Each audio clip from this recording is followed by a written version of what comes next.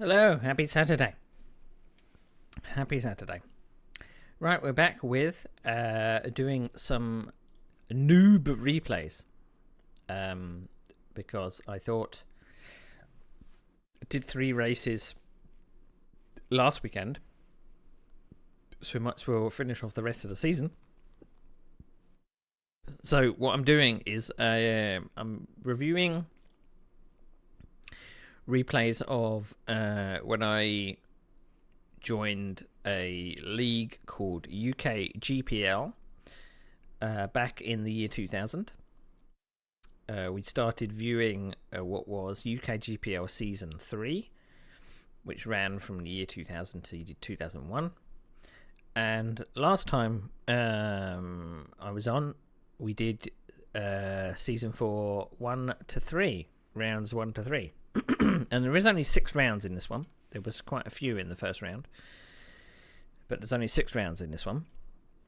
So I'm in Division 5 in Season 4. So we looked at Kyalami, which was round 1. We looked at Monaco, which is round 2. And we looked at Zandvoort, which is round 3. Kyalami, I finished 11th.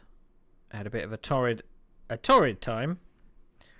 I was up quite far, and I just kept spinning off, I think. No penalty points for that one. Second round in Monaco was blooming awful because I kept... it says Monaco there. That's not Monaco. It's Mexico. It was Mexico round 2, even though it's stated as Monaco round 2 on my results sheet. So unfortunately, I collected a driver in the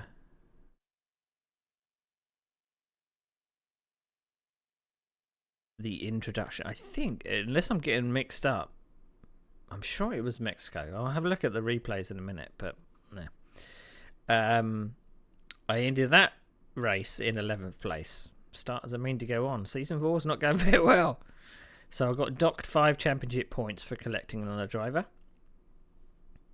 And then Zandvoort. It was going to be good. I didn't take my usual Ferrari like I'm usually in. And I actually led for a number of laps. And we had a good old ding-dong between first, second, and third. The person who eventually won the race did actually get... I think he fell off the track and knocked himself down to about 4th or so. But then he worked his way back up and won the whole thing. I unfortunately... I was up to, like, 2nd. And I think on the last lap I dropped it and ended up in 3rd, and I started 2nd as well, so not good. So the next round is Spa. So let's go to the game. I believe Mexico was the second round. So if we look at our... No, it was Monaco. So I must have just collected the same driver then. So it's not listed wrong. So I'm probably mixing it up from... Because I hit the same person. Oh, I remember now. Yes. Because I was... The person I hit in Mexico last season... was for position, but in Monaco I accidentally got my braking wrong at the last hairpin and took out the person that was in 2nd place when I was being lapped. So my racecraft is showing quite badly. So yeah, not good. So we're on to Spa. Now I'm tempted to look at the server replay, because that should show all of the cars. But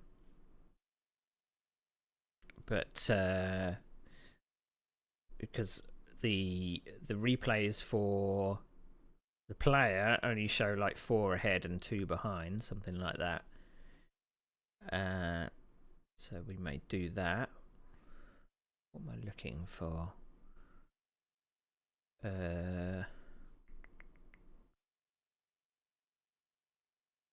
No, it's completely gone out my head what I wanted to search online for. Nope. I'm lost. You've lost me. Oh, no, that's what I want to do. Yeah, I want to check my... why haven't I got my stream manager up? There we go.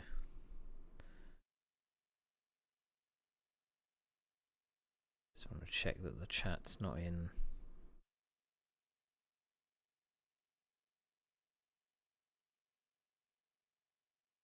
There we go. Okie doke. Right.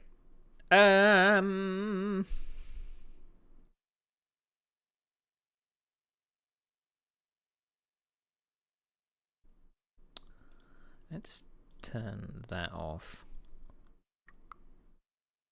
for now. Yeah, right. Okay, Spa. So let's check out the servo replay. Again, I'm going in blind with these. It may ring a bell when the racing happens to what actually happened in the races, but this is like what we're talking about, the year 2001. So the likelihood of me remembering what happened in the races is very, very remote. Right, I've got to switch to our car. Come on, when did I come on the grid? And what car am I in? I don't know, because I've not looked at the results. There I am.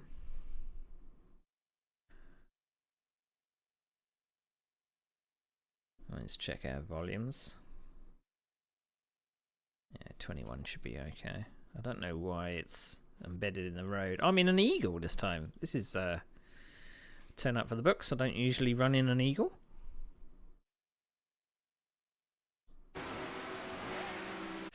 So, to check out the grid, I believe everyone should be here because it's a servo replay. So, we've got Kev Hammett in second. We've got Doug Ellison, the winner of the last round in Zandvoort, in first.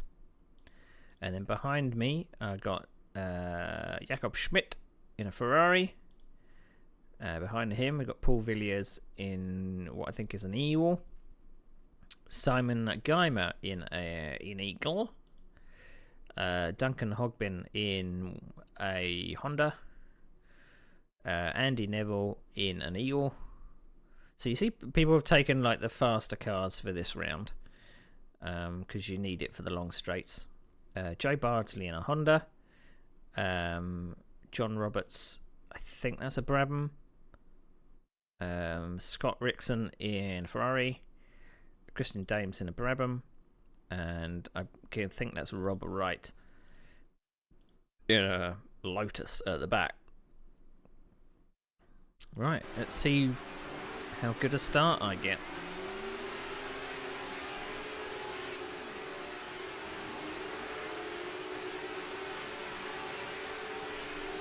Revs up. Well, roll. We got a little bit of wheel spin. So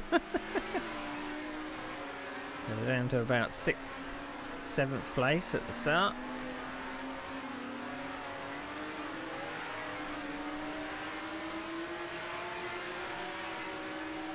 Someone's attempting to go 3 wide. Oh, blimey. 3 wide? Does this guy know I'm here? I think he does.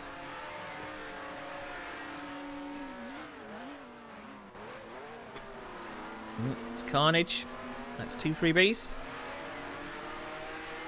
Maybe back up to 4th place.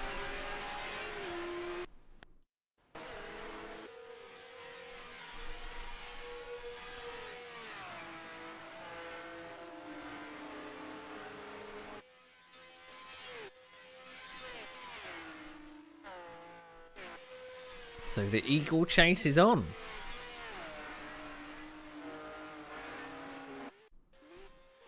I don't remember this race at all.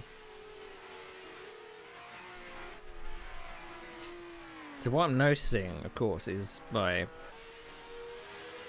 thinking about kind of how long ago this race was and how long I've been sim racing, I would have hoped that my car control and my racecraft would have improved. So at this point, this is 2002, I believe. And I would have been 23. Well, at this point I would have been 22, but Master Kink there. Ooh, get a bit squirrely there. So who am I following? That's Simon Geimer, so I think I'm in 4th.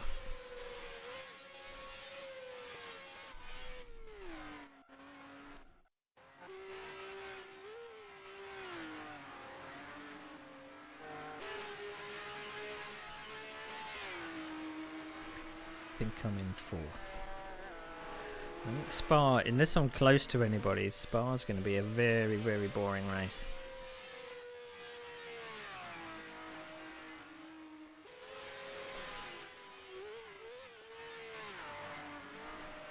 The longest lap on the calendar. That isn't the Nordschleife. Ooh, leaving some... Looks like there's a battle up front. No, it looks like I'm in 5th. Someone's just blown their engine.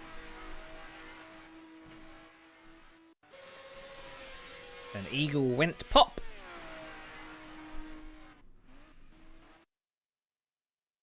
So it looks like I was in 5th. Now I'm in 4th. Oh, Simon! Ah! Up to 3rd.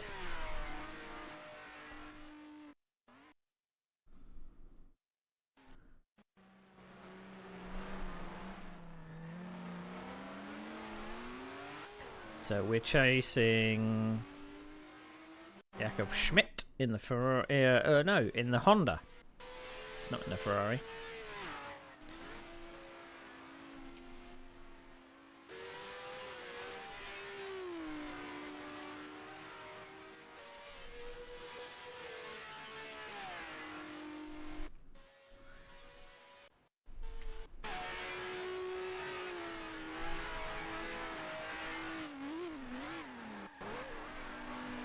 So it looks like I'm a bit quicker.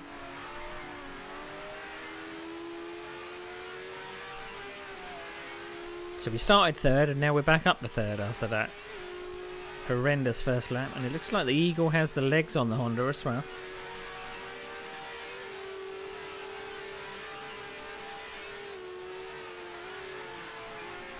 Up the inside we go.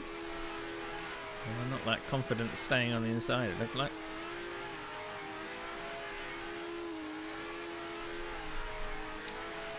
Just have to wait for the next straight.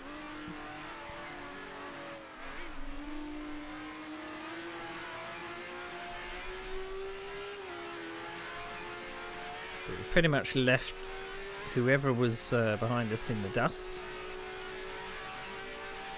So our first lap was a 3:33. So we're gaining on him up to the Master Kink. Oh, are we going to have a go up before the Master Kink? No, we weren't brave enough.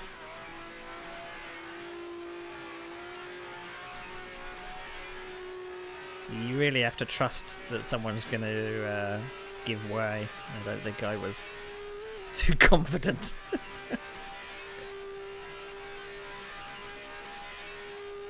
I mean, I don't know if, like, present day I would be that confident overtaking just before the Master King either. But The Eagle definitely has the legs on the Honda, especially when you're in the slipstream. I have a feeling that probably an engine blow is coming.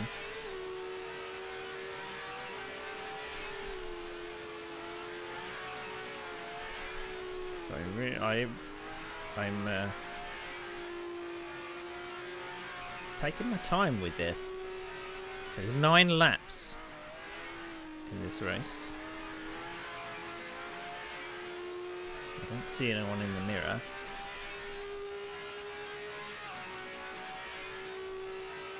Sometimes the gear changes can be a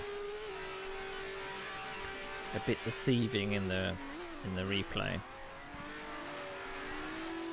does sound like I'm hitting the red line a little bit, so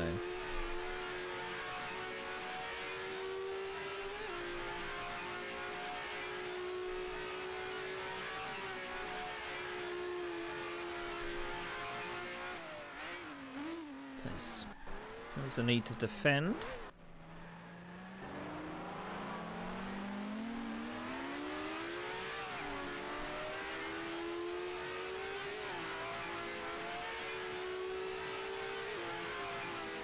Suicide to try and overtake into Eau Rouge. Ready on.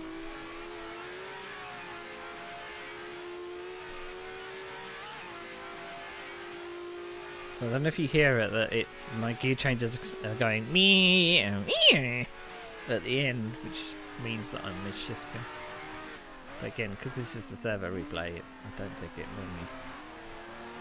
There's a couple of inconsistencies.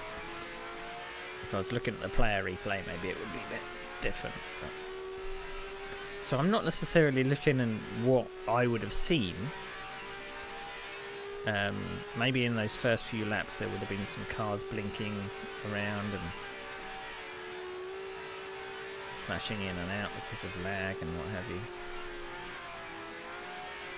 So our second lap is a 3:24. Good afternoon, Ben. You're on the 3rd lap of Spa. This is round 4. Wallpapering, that sounds fun. Not. We're currently chasing Jakob Schmidt in the Honda. We are in the Eagle, and we are in 3rd place. We got a horrendous start. We knocked ourselves down to about 7th, 8th, something like that. But then a few people dropped off the road, got a few freebies, and we're back to 3rd again, which is technically where we started. And we seemingly have the legs on the Honda, but I'm lacking in confidence in overtaking. So I'm wondering whether an overtake's going to happen, but it's going to be messy. I'm not sure. But the Eagle does have a bit of a top speed advantage on the Honda. It's like we're showing ourselves in the mirror there.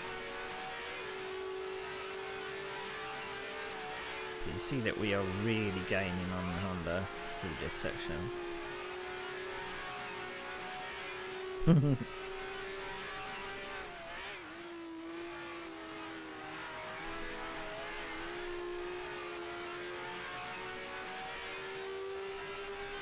Now, obviously, in hindsight, I would have been, if this was like a modern race, I would be maybe a bit more relaxed, a bit more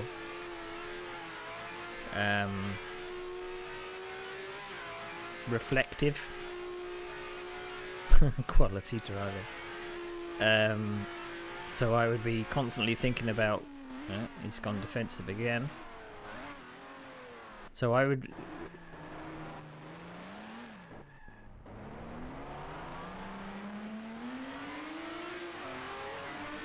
see, I would have thought that was just a racing incident.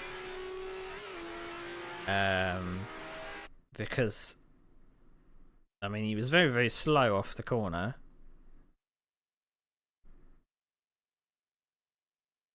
But I think the fact that I didn't give the place back the stewards might not like that. So if you look, so he basically parked it on the apex, and I couldn't slow down enough.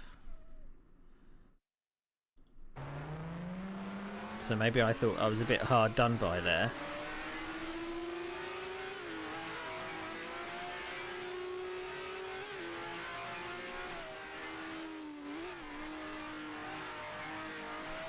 So again, maybe this might be like the impetulance coming in, you know, of a young head on young shoulders. 'Cause I think there would have been like a gentleman rule, you know, if you felt that you were at fault, you let the person by. Now in modern day, I probably would do that. But back then, obviously, maybe I was a bit too hot-headed. So, and obviously in the leagues that we run now have a specific punt rule, don't they?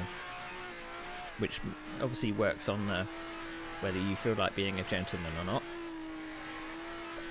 For giving the place back if you rear end somebody. And I mean, technically, those rules still apply 20 years ago in this series. You know, a gentleman agreement, you know.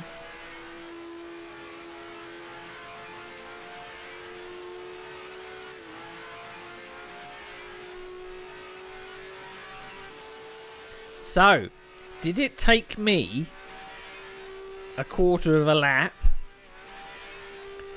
to come to my senses?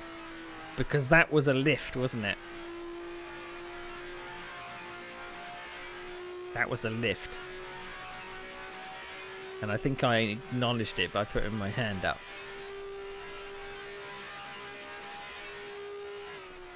So, I'm wondering whether that saves me from the stewards.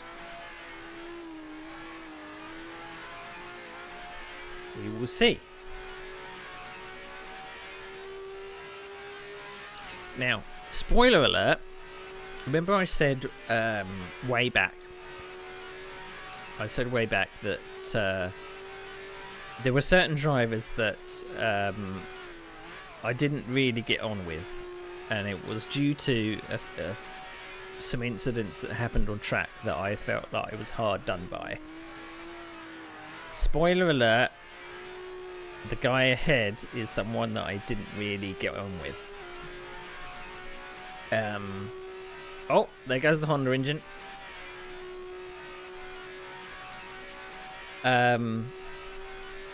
So in future there are some stewards' decisions that I didn't agree with, or there were some antics on track that I didn't agree with,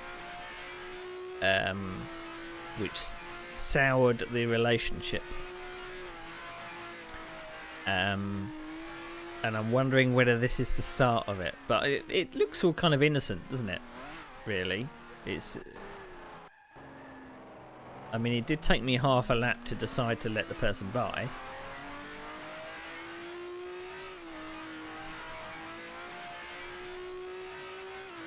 But I can't be blamed for him blowing his engine.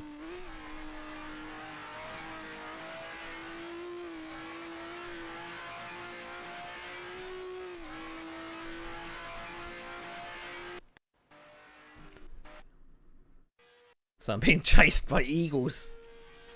So the leader is doing a 3:19. My last lap was a 3:28. So, yeah.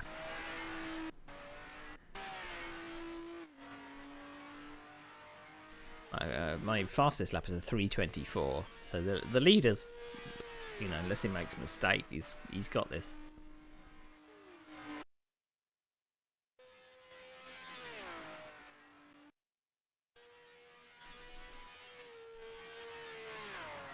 We're lap 5 of 9.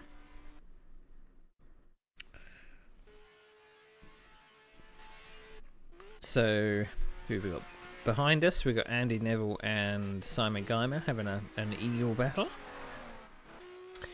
And ahead of us is Doug Ellison in... It's an eagle fest, isn't it? There's Doug Ellison in the other eagle. It's an eagle fest. I mean, you can just see them making some progress on me. And of course, they are slipstreaming, so I'm probably a sitting duck.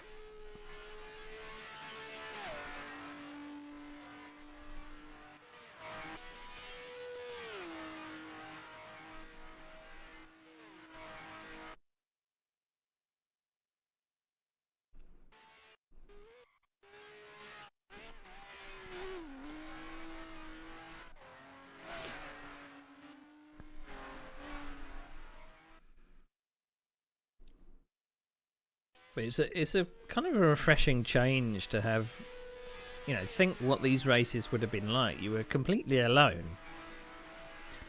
You know, you didn't have a UI to tell you how far away someone is. You just had to drive as hard as you could. Which I think adds something to it. You know, you've got to rely on yourself a lot more rather than, you know, what the UI is showing you.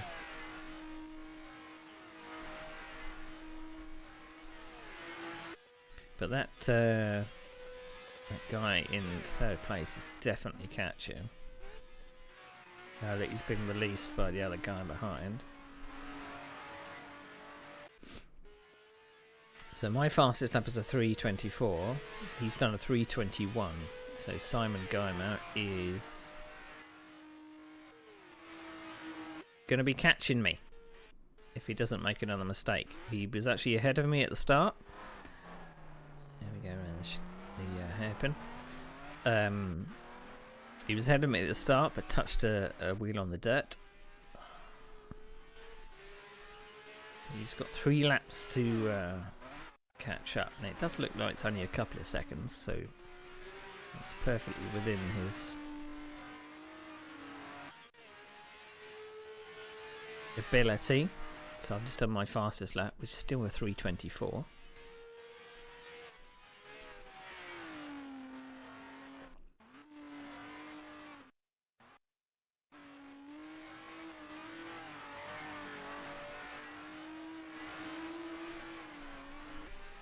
He's getting closer.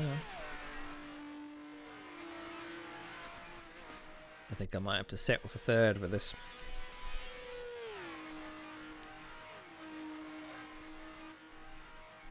I'm just wondering how much I fight it.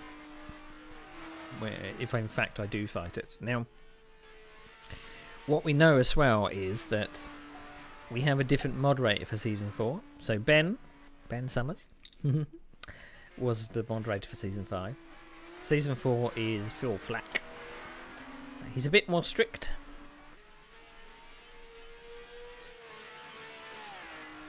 So I've already had 2 penalties this season out of 3 races. So it's not going well in Season 4. So I've already had 10 championship points docked.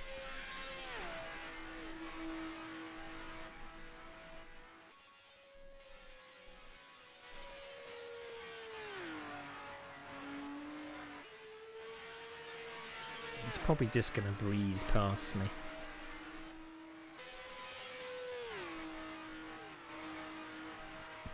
Oh, excuse me. That's my first Dr. Pepper in a while, so it probably wasn't a good idea to have caffeine, but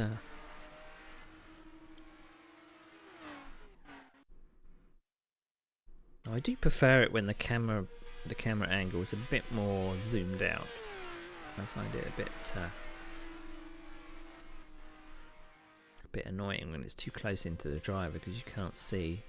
Obviously, the updates to the camera system of R-Factor 2 does like it zooms out if there's kind of 2 cars close to each other and keeps track of a group of cars rather than just one, which is good, but I still think I mean the best camera system was Gran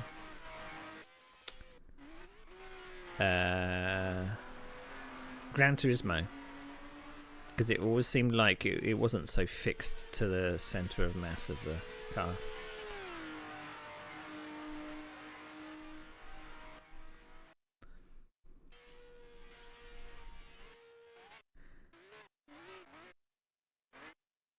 I mean, he's now within half a second, I'm guessing.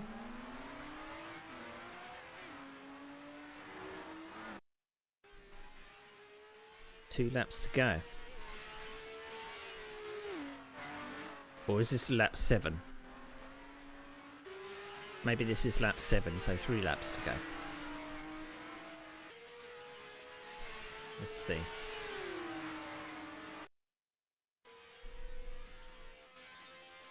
I didn't fight it whatsoever. He just went straight past.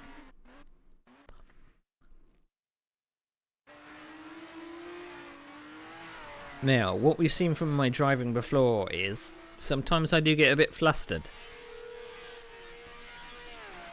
So maybe in this occasion I fall off the road.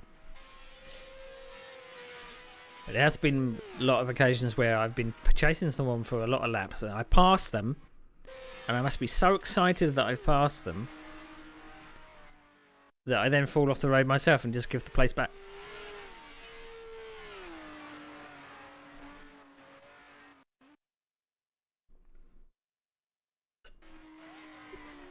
I mean, it probably helps that Spa is a lot more of a relaxed circuit, you know.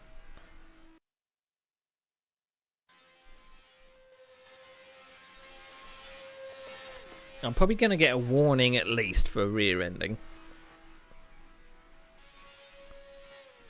I mean, if I get Dock Championship points, I'm going to be...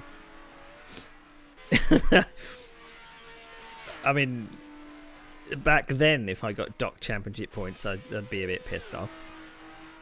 But I'm already kind of thinking that maybe I'd be a bit pissed off if it was now.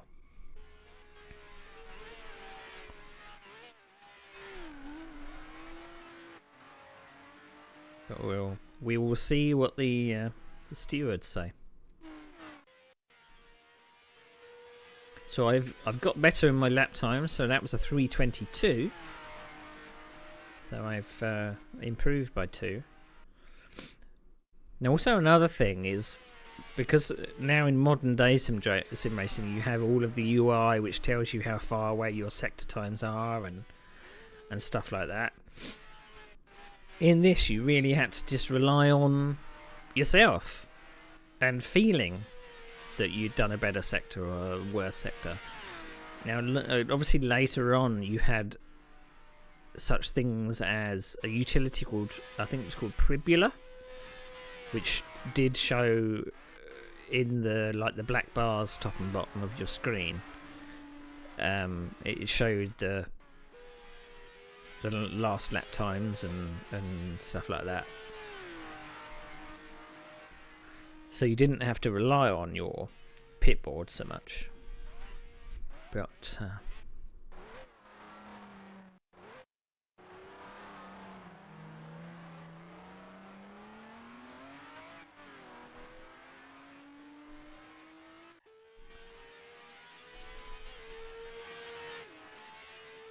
2 laps to go. I mean, this is pretty sedate in comparison to some of the other races. If you did see that Zandvoort race in round 3, that was hectic. It was probably one of my best or strongest showings and weakest showings at the same time. I was on the pace, and I mean, the battles on track were pretty cool. But it was just a pity how it ended, you know? The fact that I was leading it for a little bit and then just it all went wrong.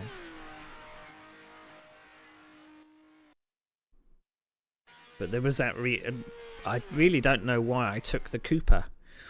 Maybe I thought that I had to save some tokens. I think the token system is applicable in this season. So the token system covering the 6 races means you couldn't take the fastest car every single round. So each car has a token value. So far, I think I've taken a different car in each race. Although I think Monaco was a Cooper. Kyalami was probably a Ferrari. And Zandvoort was a Cooper.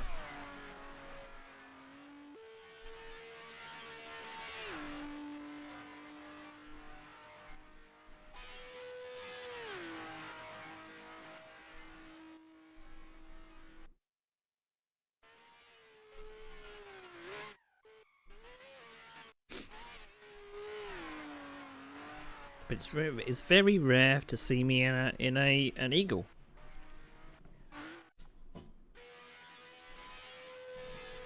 Very, very rare.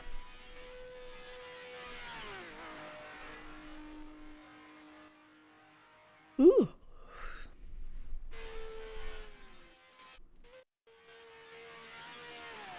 I'd be pretty chuffed with this race if I did it today. I mean, starting third, ending third. I always like to go forwards, but it's you're just completely outpaced on a circuit that's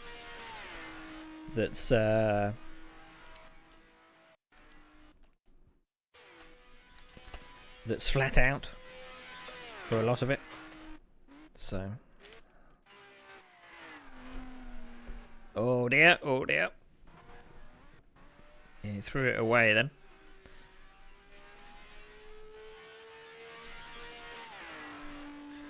Turn up the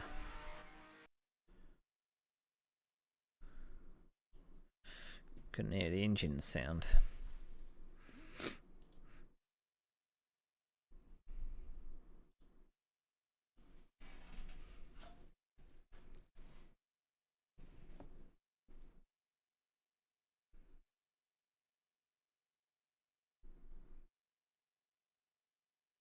Oh,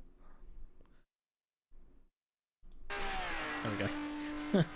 I forgot I had to select the window to actually make the sound come out.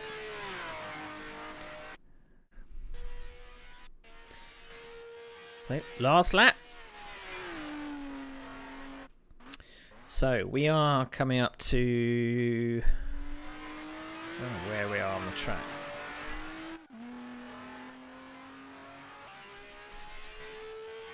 Oh, I could see an Eagle behind me.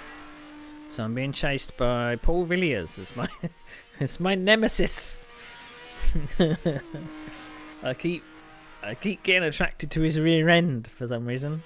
So I've got a couple of penalties for rear-ending Paul. He still races in UKGPL 20 years later.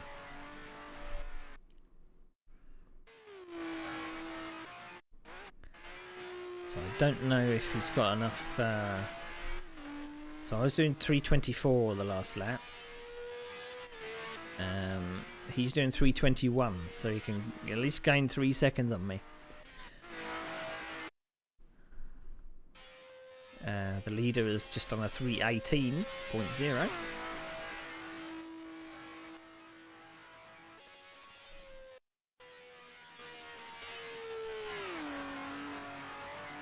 Through the Master King. Just don't drop it. You've got a podium. You've got a podium.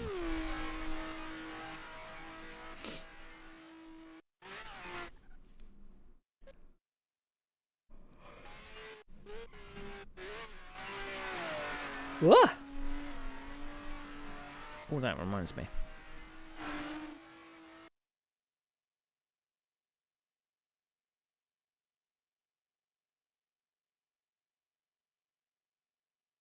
Oh, I'll do that after the race because unfortunately I won't have sound.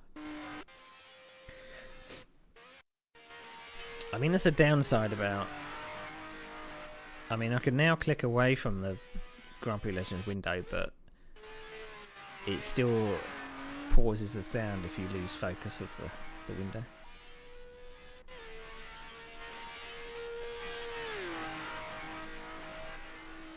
I don't think I'm going to be caught for third unless something dramatic happens. Have I just jinxed it?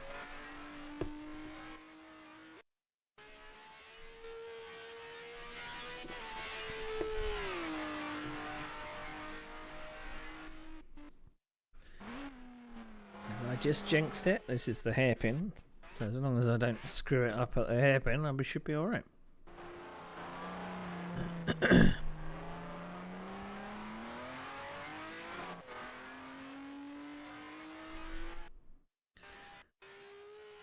That's third place.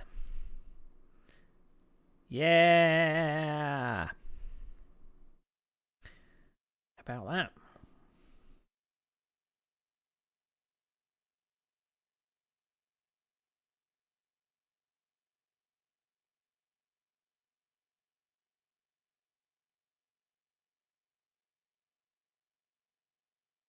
Chuffed with that. That was pretty good, wasn't it? Pretty good. Right. Let's come out of the game.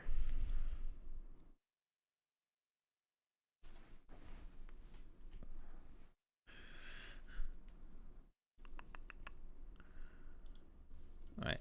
So let's move that over there. Oh, excuse me. Make that full screen.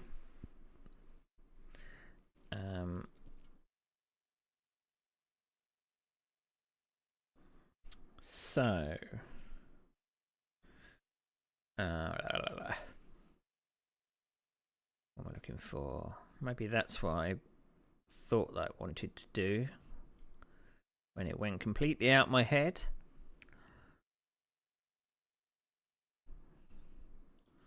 I'm going to change a command on my bot.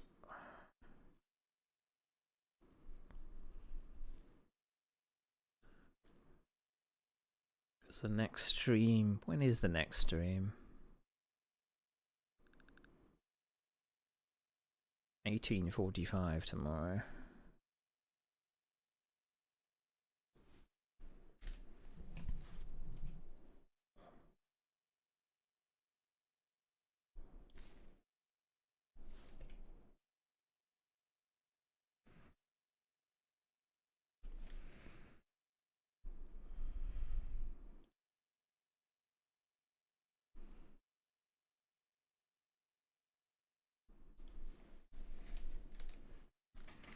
Right, let's test that out.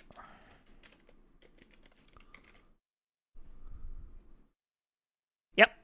So that works. Cool. Right. So that was the last round in Zandvoort. So have a look at Spa. I keep my third. So Doug Ellison got first. Simon Geimer is in second. Is the text okay? Is the text readable on screen? Because I could make it a little bit bigger. That might be a bit better, mightn't it? Oh, is that too big? No, that's probably a bit better. Right, so that's Zandvoort, that's Spa. So a sea of eagles at the top. So 1 to 5 is and then it's Honda, Brabham, Ferrari, Eagle, Lotus. We had 4 disconnections. Simon actually started in 6th place, so he must have capitalised on all of those accidents at the start and overtook me, because I had a horrendous start. Absolutely horrendous. Right, let's see if I get slapped. So, lap 3, hairpin.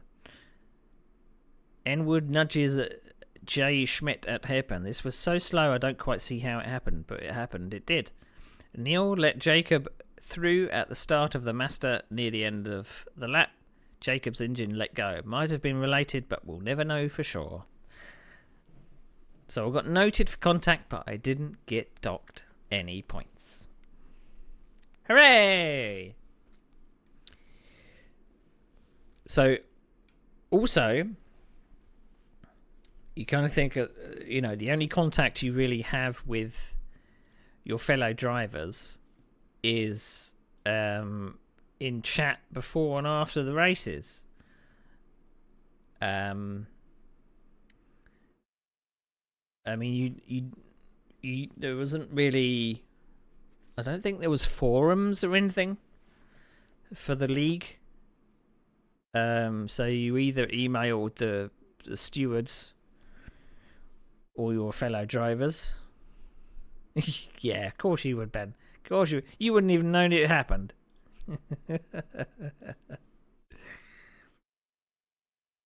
So, round 5.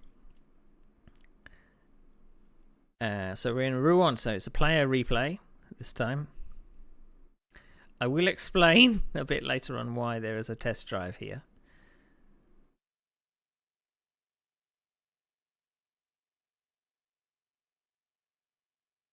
So, now if I remember rightly, my Rouen from last season was not great.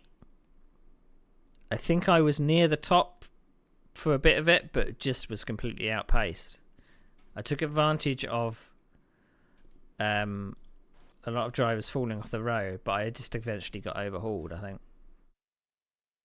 Oh no, I remember what happened. I was in the lead, but I span at the hairpin. And then I got a slap on the wrist for doing a spin turn at the hairpin and colliding with somebody. Right, okay, so we are in a Cooper.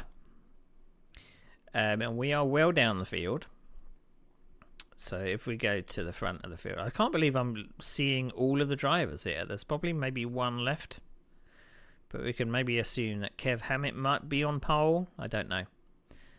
And then we've got Joe Barsley in a Lotus in second. We've got Michael Bell in an Eagle in third. Paul Villiers in a Brabham in fourth. Derek Dell in fifth in an Eagle. Sixth, Andy Neville in an Eagle. Seventh, Anthony Davis. 1, 2, 3, 4, 5, 6, 7 in a Lotus. 8th is Jacob Schmidt in a Honda. 9th is John Roberts in a Brabham. And 10th is me. And then we have PJG Tech. It looks like I'm in an Eagle, but I'm not. It's just the colour of the car. Yeah. So it looks like I might either be right at the back, or there's just not people turned up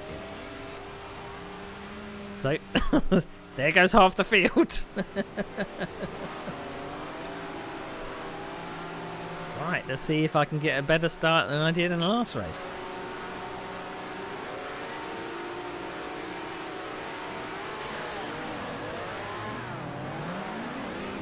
Bit of wheel spin. We didn't really lose too many places.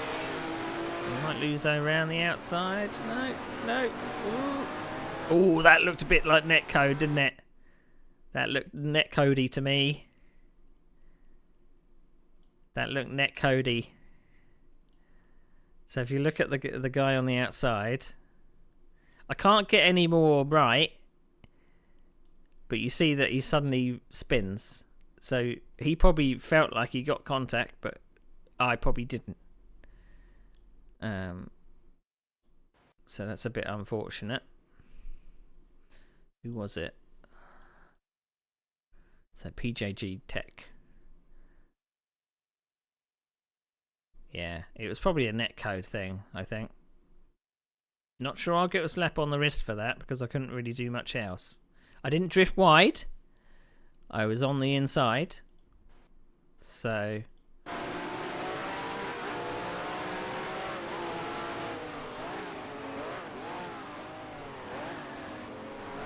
I'm misjudging the braking points there.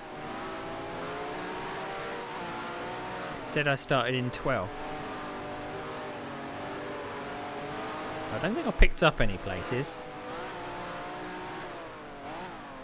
Ooh, looks like some jollies happening at the front there.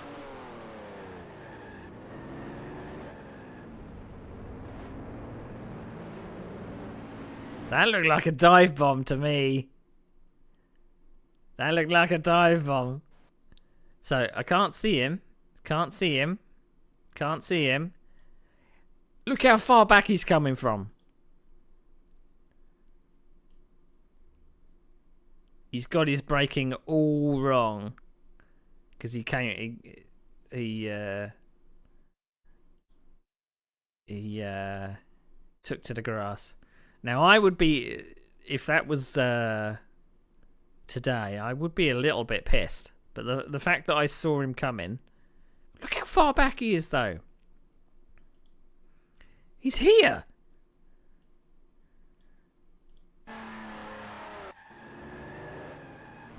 Did he think he didn't need to brake for the hairpin or something? Is he going to let me by? Ah, good job, Mike. Good job. That's gentleman driving, isn't it? But he came to the hairpin all out of sorts. Oh, oh, oh. Steady, steady, steady.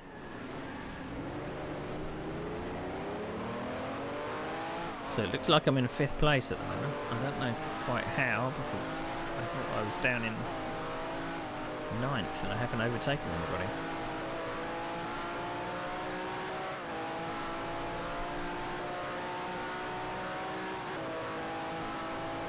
So we're in a very low-powered car for this race, considering the only real passing opportunities are on the straights.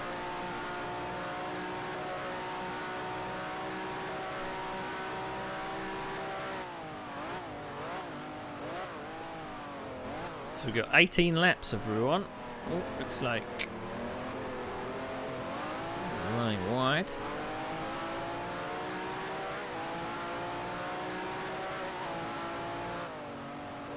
Let's try not to blow the engine of the Cooper, shall we?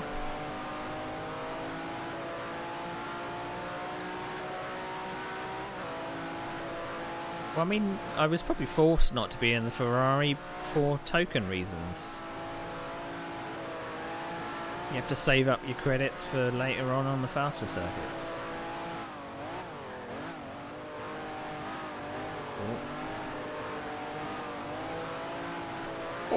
Oh, I don't know how close that looked from the outside, but that was a bit close for comfort there.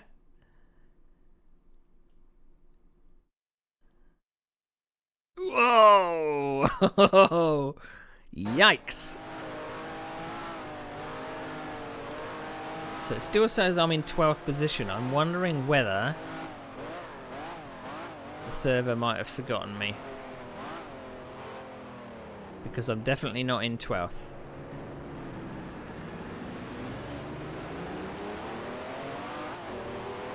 Looks like I'm in 5th.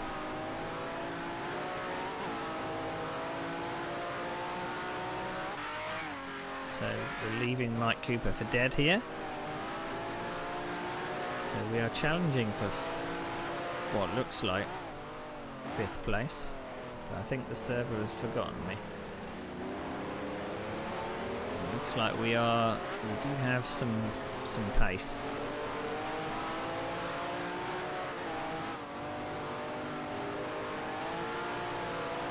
But I don't know if the Cooper has the legs on the Brabham on the straights though.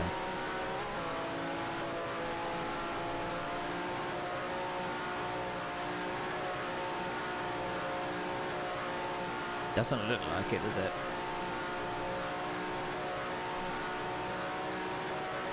In the versions for R Factor 2 of this track, oh, thought we were going to steam up the inside then. Oh, we put him off. We put him off.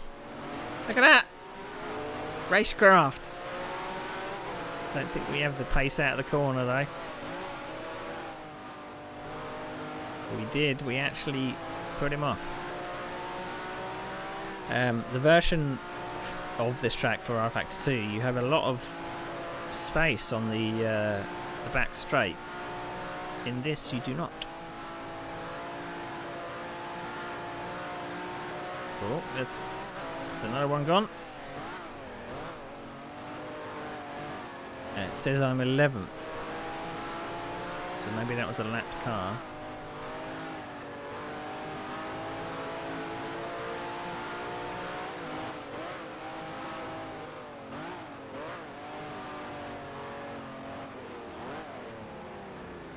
Oh, John nearly hit the back of the Honda there. Oh! Stepping on the loud pedal. Bit too much there.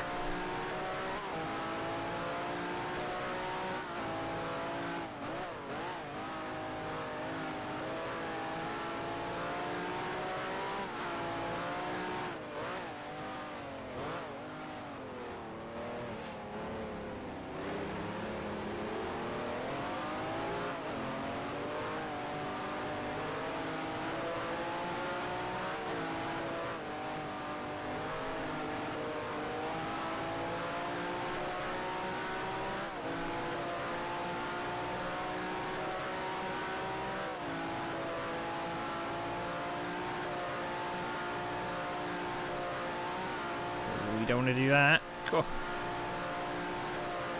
So now factor 2, that whole left section opens up for you, but not in this.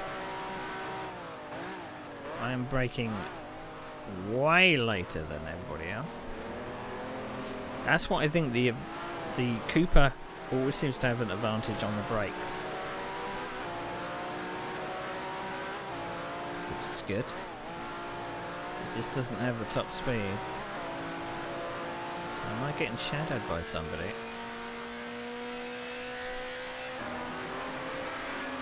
Oh, I've missed something here. What's going on? There's wheels and looks like there's been a collision between a couple of. There's someone missing a wheel. I don't know what that's about.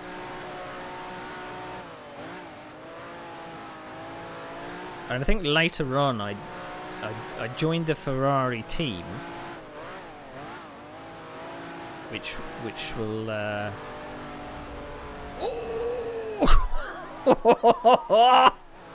How close were we? I think I needed to change in underpants there. I mean, in some respects, right, you would think that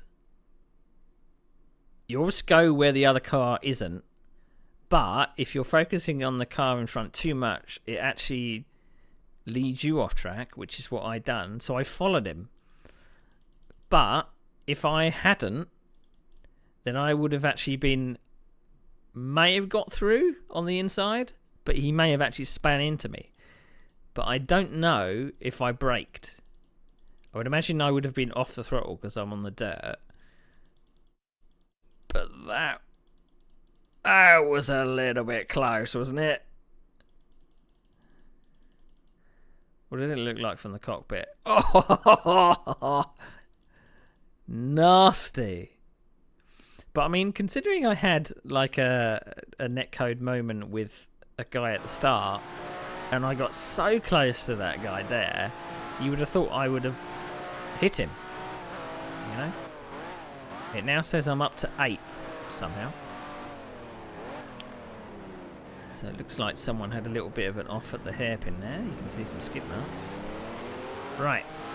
Who are we up against now? So, Jakob Schmidt. So is this another race that we have a coming together? So we're up to 204.5 of that is our best lap on our last lap. The leader is doing a 159.6. So again, we're now against a car which has got more straight line speed than the Cooper. There goes another one. That's a Lotus. I have no idea if that's for position or not. Not to know. I mean, if I looked at this replay in the replay analyzer, I'm wondering whether it would actually tell me the true position.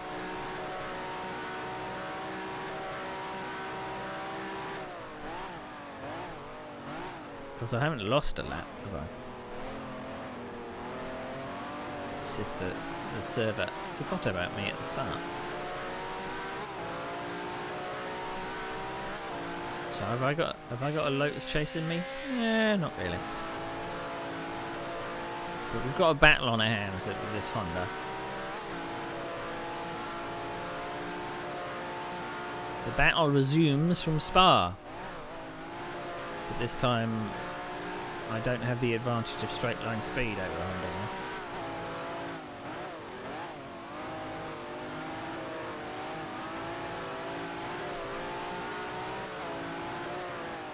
God! He slows more than I thought there. Oh dear, don't change down that early.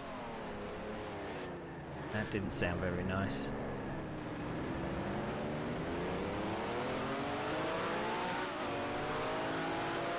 The flag man coming into the hairpin is very visible, and I mean, if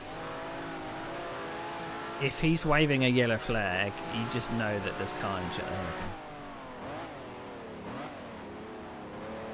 So we did a 2:03.1, so we're getting faster.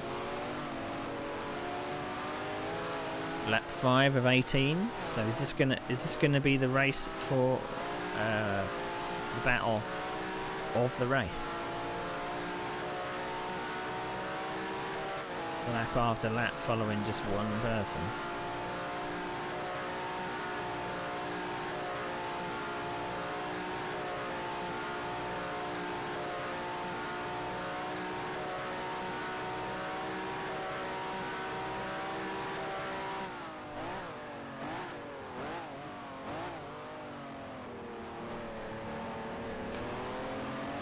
So again, I probably feel like I'm better on the brakes. But I mean, in hindsight, it's not a good idea to fake to the inside if you're that far away. Is it really going to put him off? It's going to screw up your exit to the final corner onto the main straight. So you're going to lose ground. But again, it's the same as I remember one of the races at Silverstone. I was absolutely ragging the Cooper around a circuit which had lots of straights on it. So we do all that catching up again. Whoa.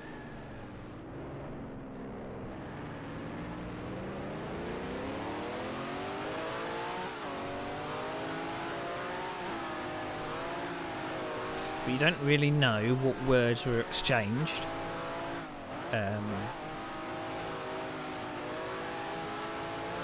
After the race. I can't remember whether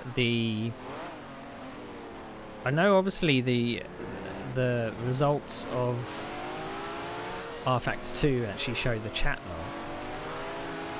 I'm wondering whether I will check the replay out in Replay Analyzer after this race. So I'm wondering whether the replay actually saves the chat log. I'm not sure it does.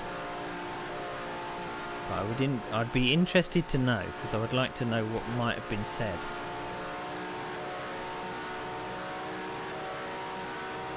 So again, trying to be visible in the mirror, but not going too dramatically to the inside this time. But we did fade back to the race at 9.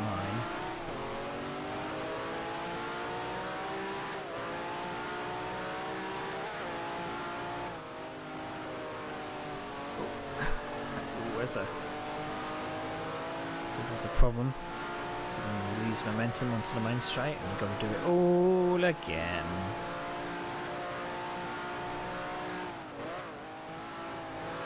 Really got to get turn 1 right.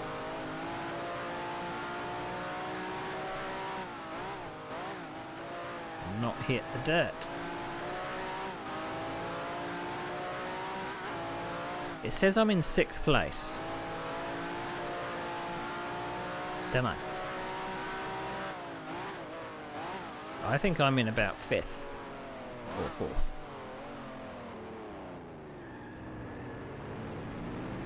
So is this section of the track I'm faster.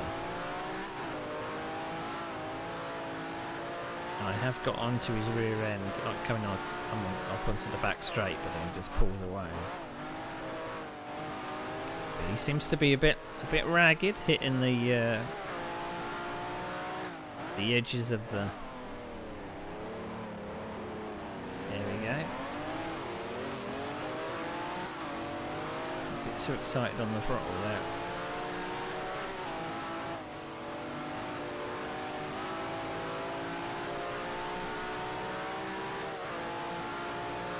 Just seems to be edging away. I don't think I'm really in the slipstream though. I don't think I'm close enough.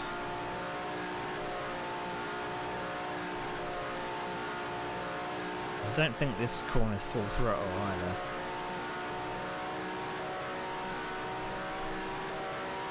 Let's see where I brake. So I brake quite a bit later than the tyre marks.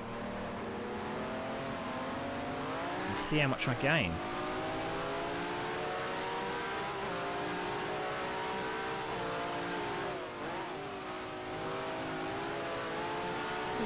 Still hitting that curb of the inside of that grass coming into the main straight now.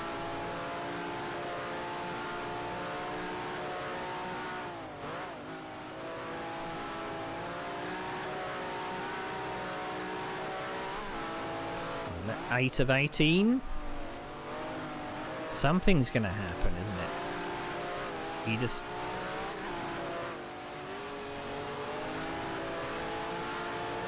I just feel like something is going to happen. A misjudgment or a something. No, he seems to get the hairpin all wrong. Oh, I thought that was going to be another contact moment, and it looked like he lagged a little bit there.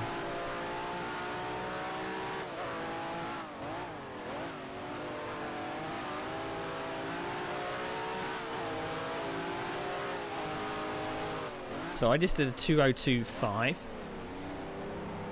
So it's this section he's very, very weak in.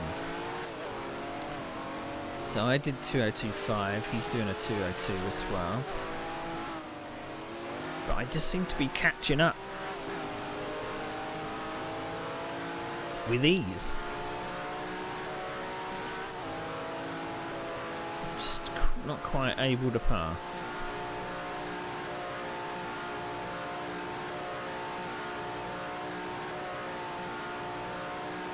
I think there was a few people in the series that didn't necessarily take the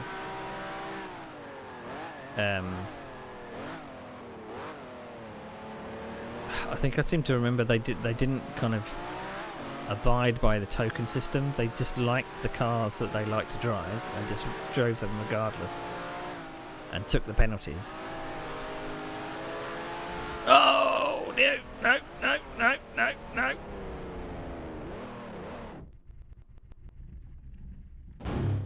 I was waiting for something solid. I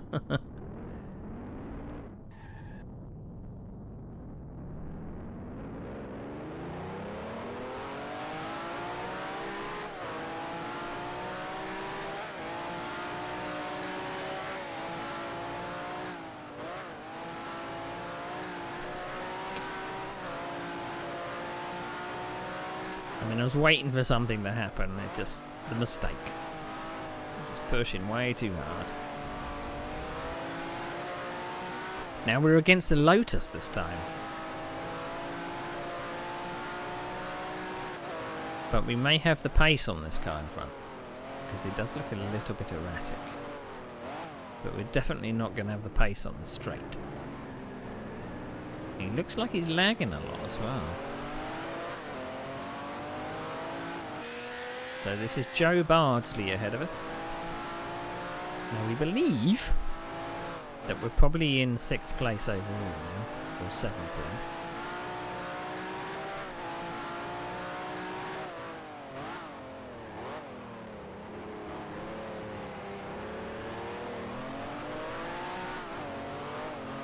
But you do kind of wonder how the moderators were able to retrace if someone did get forgotten by the server, how they would have to go through the entire replay to find out where they would finish. I think. So is that battle over? We're only at half distance, so I bottled it. And we're not even finished half distance. Definitely strong on the brakes though. Wonder if you've tried lossless scaling and frame doubling that GPL has made a video about. I did try the utility that GP Labs showed. I didn't when I looked at the frame doubling thing.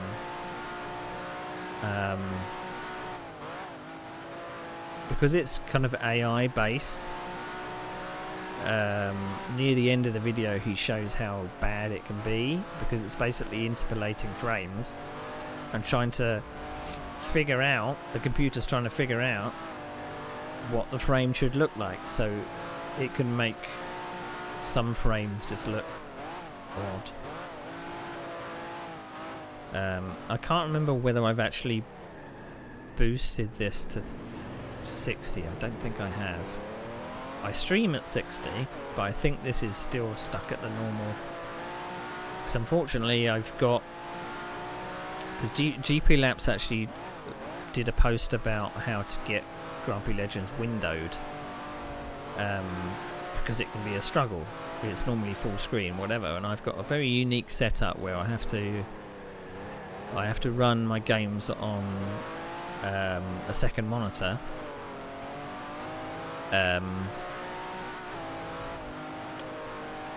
And if I can't move the game to a second monitor, then I can't capture it. Because I'm very reluctant to use any NDI capture, because I'd had a bit of sound lag problems. So as I say, there was a utility that GP Labs noted that could force Grand Prix Legends to be forced into windowed mode, but I copied all of his settings that he put in the forum post and it didn't work for me. So I don't quite know what the problem is. So I'm using a custom DLL to get the game into 16:9. And I'm using a utility called DG Voodoo, which can get the game to start up on a second monitor and be windowed mode, so I can alt tab. Yeah, and I mean, maybe there's a kind of a conflict with. I do have a utility installed called N-Glide, which can emulate 3DFX cards. So if I wanted to, I could get a more crisper image, because 3DFX emulation does have a crisper image than Direct 3D. At least with this game it does. But my capture card only captures at 60 frames per second anyway.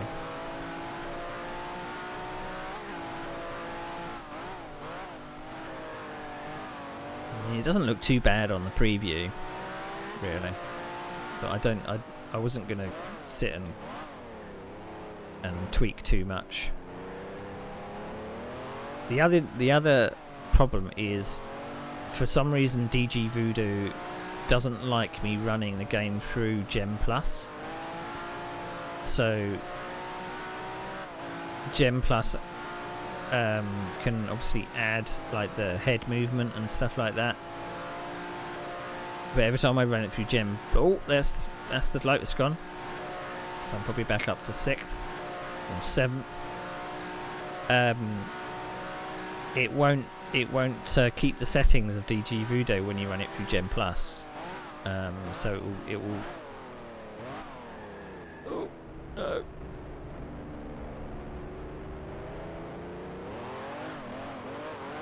Which is annoying.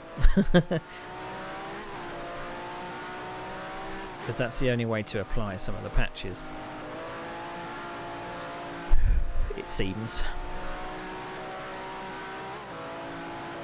Because the head movement patch, even though I'm not going to be driving this game, it does make the driving in replays look a little more authentic, because the head will kind of lean into the corners and stuff. So it's hard to tell in what position I am at the moment, but I had a good battle for the first third of the race, and now I'm just kind of a bit lonely. So is this erratic Lotus? Is it gonna catch me and do bad things? But I did try to get the game running again to use my direct drive wheel, but I couldn't get the force feedback to work. Even applying the force feedback patches and stuff just didn't work. It's very odd.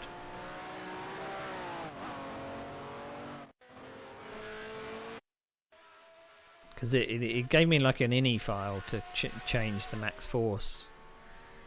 And obviously the max force, I changed it down to quite low because it was quite deceiving what you had to do with it. You kind of think, well, at max force, you probably have to put the figure up quite a lot, but it's the opposite. So I put it down to a very minuscule figure, but I didn't get any force feedback on my Thrustmaster T818. Nothing. Not even centering force. Nothing. So that's the problem about running older games. I did think about getting Grand Prix 4 working again, but I thought, I think I'll just stick to the modern Sims for driving. But I did have an idea to get GT Legends and GTR working, because I may be able to find the replays of my old league racing. I'm not too sure.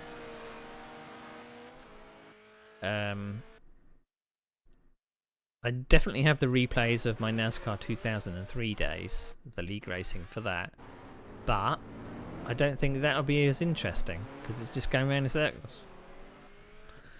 Because I did get NASCAR 2003 working, but I don't know if I'll be able to capture it on a different monitor.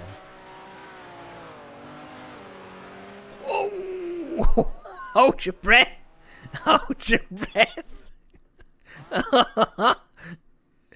Oh, I clenched. I don't know about anybody else. I mean, from the TV cam, I didn't see it, but from here, you would have done. So you saw the dust, you saw someone spinning, but that was a very late decision. A very late decision.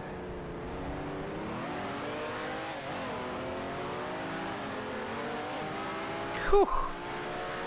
So is this still Joe Barsley behind me? It is, and he's lagging quite a lot. So it's a bit disconcerting.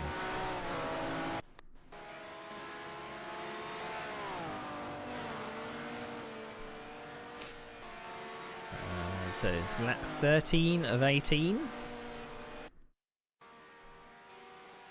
So surely this Lotus has the legs on me. Going defensive. But I can beat him on the brakes into that corner. It's all the straights that'll be... Well, there we go. He got on the loud pedal too much. And it's all over.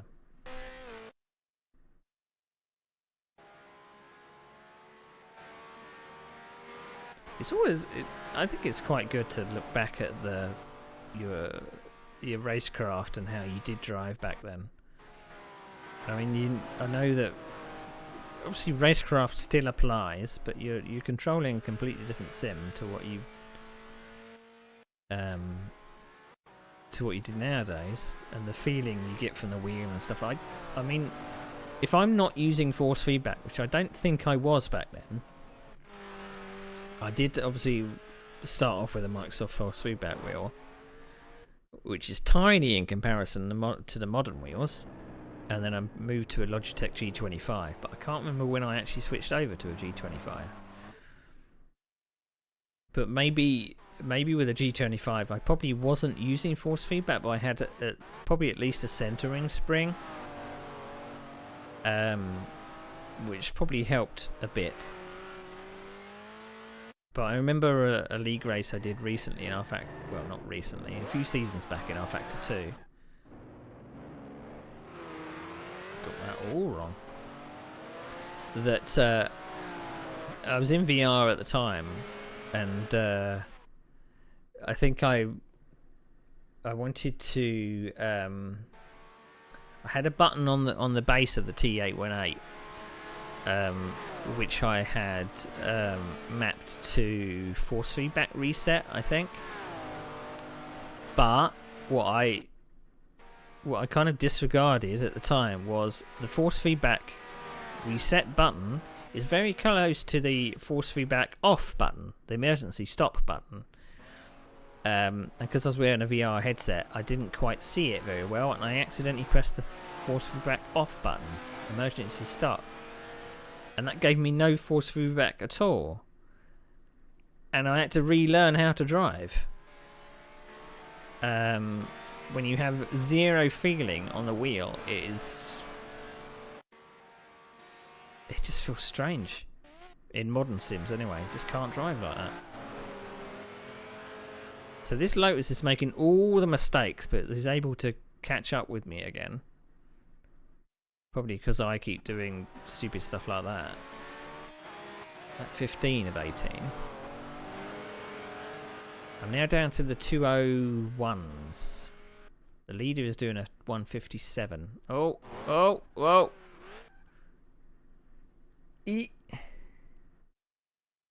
Well, we screwed that.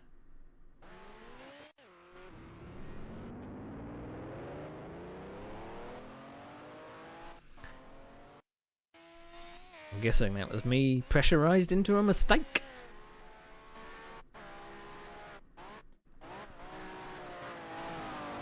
And I can't remember whether there was too much with the damage model that you could have bent steering and stuff.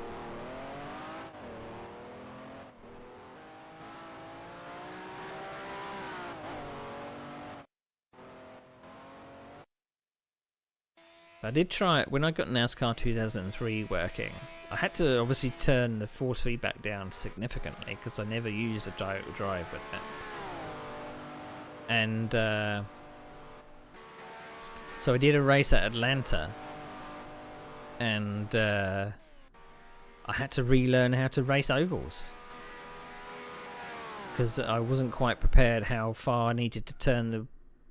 We're not stopping. I've lost my brain. Because you obviously have to turn to the right quite a lot because of the stagger in the tyres when you go up the straight. And it was quite exaggerated.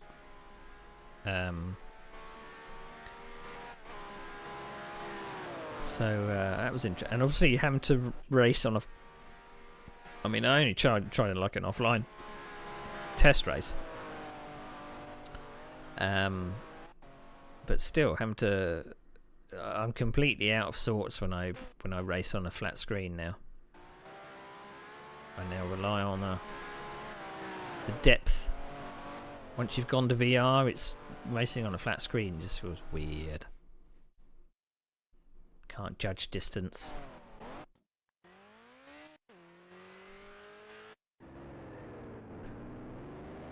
But it was a pity the battle at the start of the race didn't kind of amount to anything. But what I am noticing of my racecraft back then was it's very easy to lose focus Once you make one mistake, it's very easy to keep making mistakes. And I mean, these races are only we're only been racing 33 minutes. The races generally weren't kind of beyond 45. But yeah, I would hope that nowadays maybe I don't make as many mistakes as I do in these races, but we're talking literally 23 years ago, which is weird when you think about it. But it's cool that you can load up stuff from that long ago and see how you drove. So you should be going on to the penultimate lap, coming across the line this lap.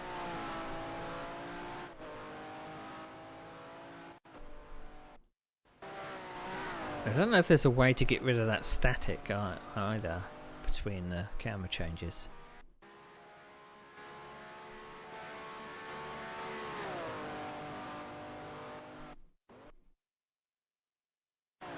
Yong.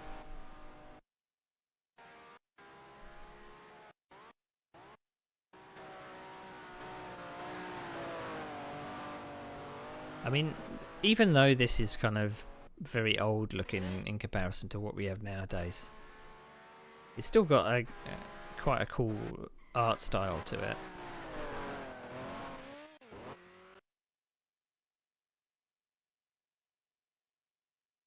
I mean, the only advanced feature they really had is specular. So you get a little bit of a shine on the car, but that was about it. There was nothing, nothing to do with reflections or anything like that. All of this is baked. No dynamic lighting. Well, it does have a checkbox for dynamic. Is it a checkbox for dynamic lighting? Or is it a checkbox for specular highlights? I can't remember. But no such thing back then, really.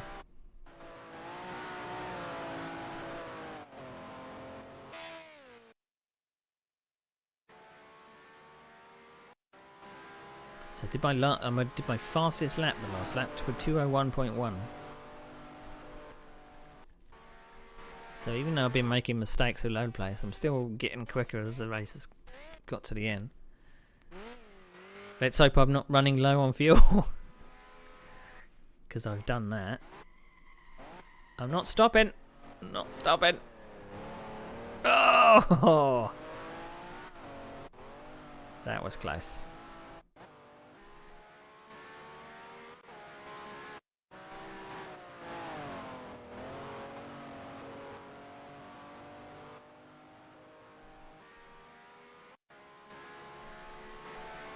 One more lap to go. Now I do believe that I may have got forgotten at the start of the race. The server forgot my position. So I'm not sure if the 7th place that it's listed on the UI here is actually correct. Probably is, if I've counted right. But, I wonder if there's going to be any freebies on the last lap. Oh look! Who is that? Is that 4th position? No, I don't think it is. So what would obviously happen if I got forgotten by the surfer and I was laps down? It would be very confusing because you'd only see that you were laps down on the pit board, and you wouldn't get shown the proper flags either. So this guy is not going to get shown blue flags. Though the blue flag is shown just then. So is he going to know that it's for position? Or is he going to know that he's getting lapped? Am I going to know that I'm lapping this person? I seem to be fighting this very, very very hard. Coming into the last lap. No, we're not slowing down. We are not slowing down. That was dumb. I mean, I wonder whether I knew whether it was for not for position or not. Oh, someone had a real tank slapper and got overtaken over the line, I think. That's the finish. Boom! I'm embedded in the tyre wall there. I think that says a lot. That's like frustration. Frustration. Right, let's have a look at the score sheet. Let's see what the moderators had to say. So I don't think there was anything significant that happened in the race. I don't think I collided with anybody. No, I don't think there was anything that I can think of.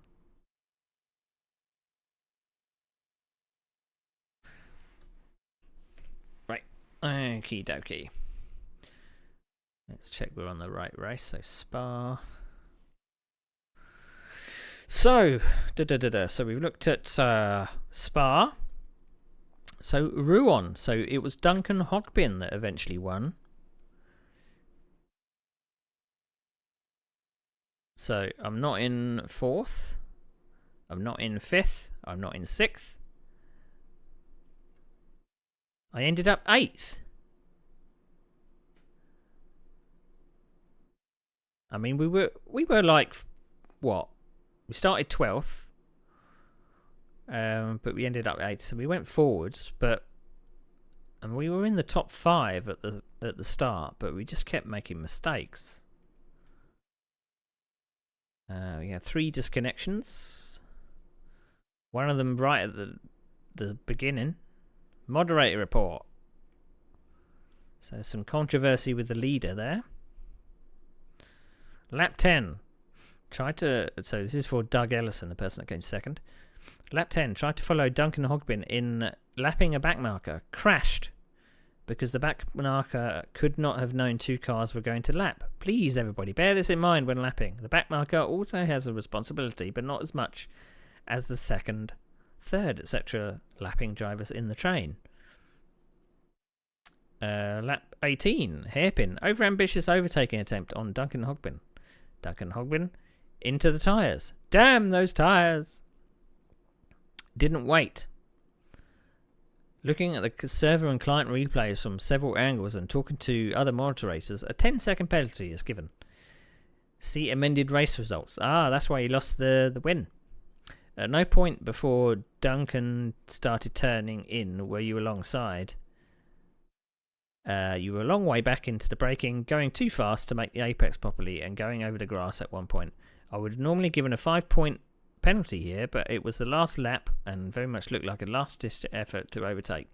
Duncan had very few corners in which to fight back and lost 7 points as a result. You gained 7, so a 5-point penalty would have a little impact. So overambitious overtaking. Right, lap 2, Kev Emmett pulled over but not off the track for a broken engine. Lots of cars behind, had to take avoidant action, so that's a warning. Joe Barsley rear ends Andy Neville into the hay, doesn't wait, he got docked 5 championship points. Lap 4, corner after straight, Paul Villiers side by side with PJG Tech. Contact made, PJG had gone to overtake, resulting in neither car visible from an in-car. The other really should enforce that chase view, he says. Both had responsibilities to avoid the collision, so a warning there. Lap 3, last corner. Andy Neville run wide and rejoin the track into the back of P. Villiers. Warp may have played a role in this, but was a bit much to attempt to rejoin in that way with the cars where they were. So he got 5 championship points. I'm not seeing my name in here, which is always good to see. Lap 2. So these are not in any order. Lap 2, turn 2. Anthony Davis hits when attempting to pass Andy Neville. Both escape. Aggressive driving not tolerated. So that's a warning. Lap 10, T2. P-Gag, which is PJG Tech, spins, turns into track. Michael Bell runs into him, so a bad rejoin. And the last one, lap 13, T1. P-Gag follows Jay Bottomley off track and rear ends him. This and 2 previous warnings combined for a 5-point penalty. Just 1 pit in and pit out, and there should be no points penalty. So you could have. There is like if you felt you were at fault for an incident, you could do a stop and go to penalise yourself so that you don't get DOC Championship points. But you would lose points by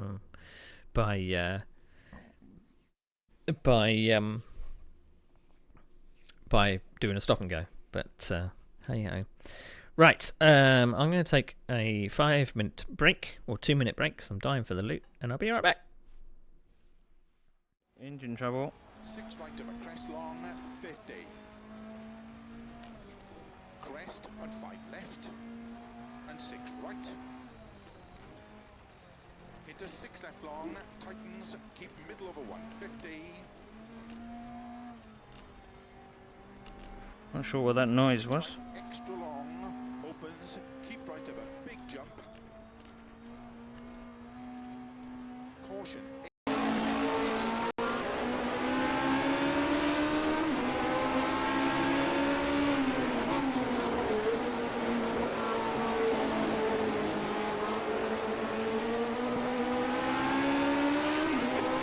Sector 3. Green flag sector 3. Go on.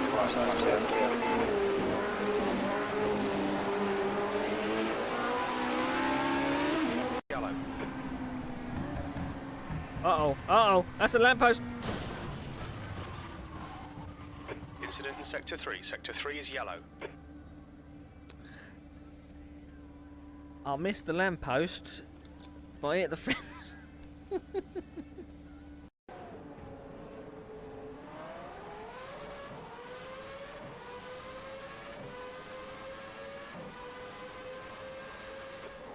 Place. That's the end of the session. B17.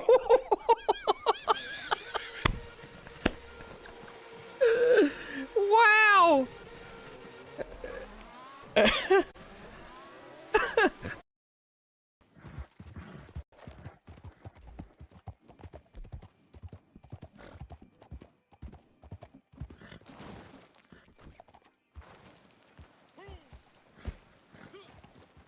Own time, horse.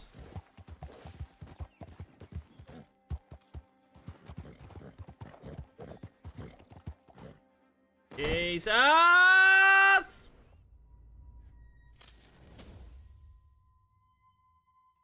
No mistakes.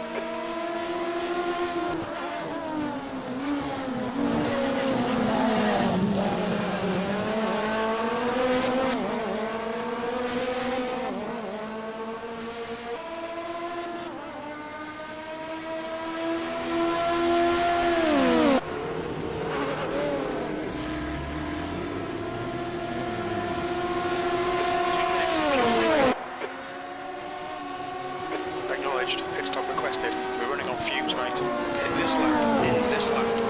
We expect there'll be no traffic on exit. When we exit the pits, we should be in position for...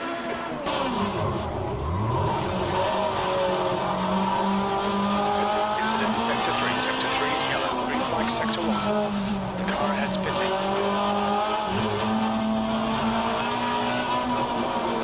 Pit crew is ready.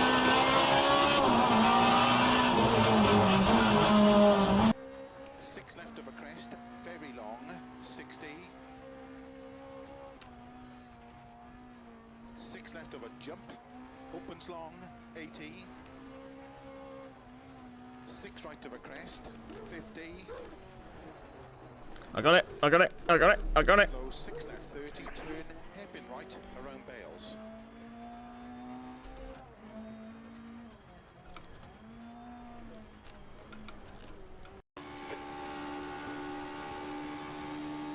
Looks like Matrese has gone off in Villeroy double right.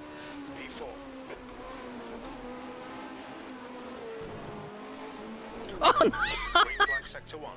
Son of a bitch! I thought he would have been gone by the time I got there.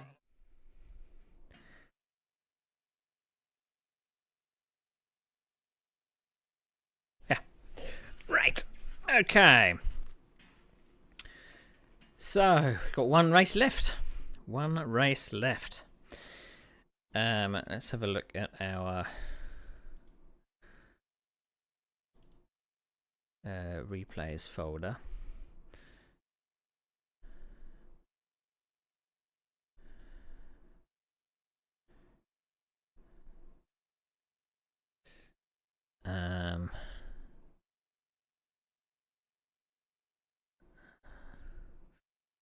Just checking whether I have the right things for the next season. I do. I've moved those to the folder already, so in preparation. So, last round. So, all in all, this season has been quite scrappy. I'm kind of noticing from the way that I'm racing, I'm a bit more aggressive. Still making a lot of mistakes. So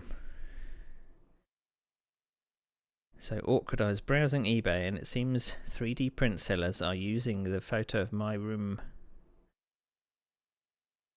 your rim wall, for their product. Do you mean your rim wall?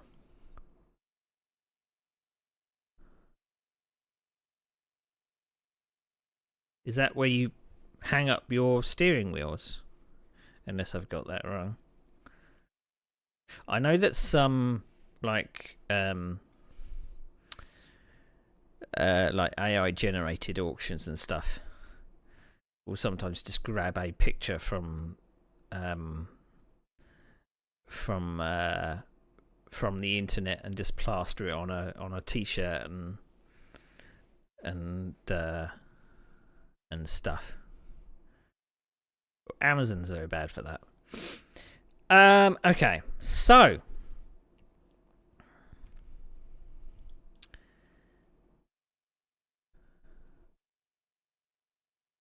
yeah, I mean they may have just scraped it from I don't know where it would have come from, but they don't really have too many morals, so they would have just picked it up and said, "Oh, we'll just use this.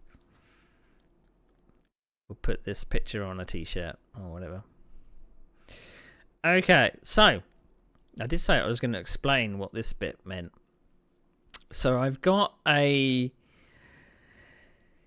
season 4, I believe I was still in, so I can't remember what team I was in for this series, because I remember I thought maybe at the start of the season 3, I was in a team called Lolo Ferrari.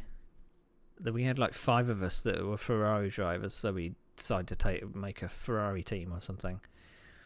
And then I think I moved to WP Motorsports, I think.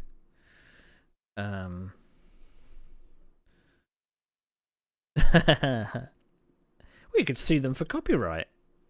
Well, not sue them, but you could give them a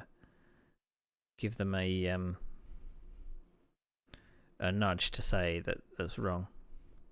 So at the end of season 4, I had this weird idea whether I was going to kind of role play that, because I had no chance at the championship, so I think I kind of thought I was going to have a little bit of fun with it and kind of say, well, I'd filmed myself having a testing accident at Silverstone, right? So I made a video of going off at Silverstone and colliding with a barrier and rolling over. And I did a little kind of 1-minute video or whatever it was, as if someone was filming it on a handy cam. It wasn't very good.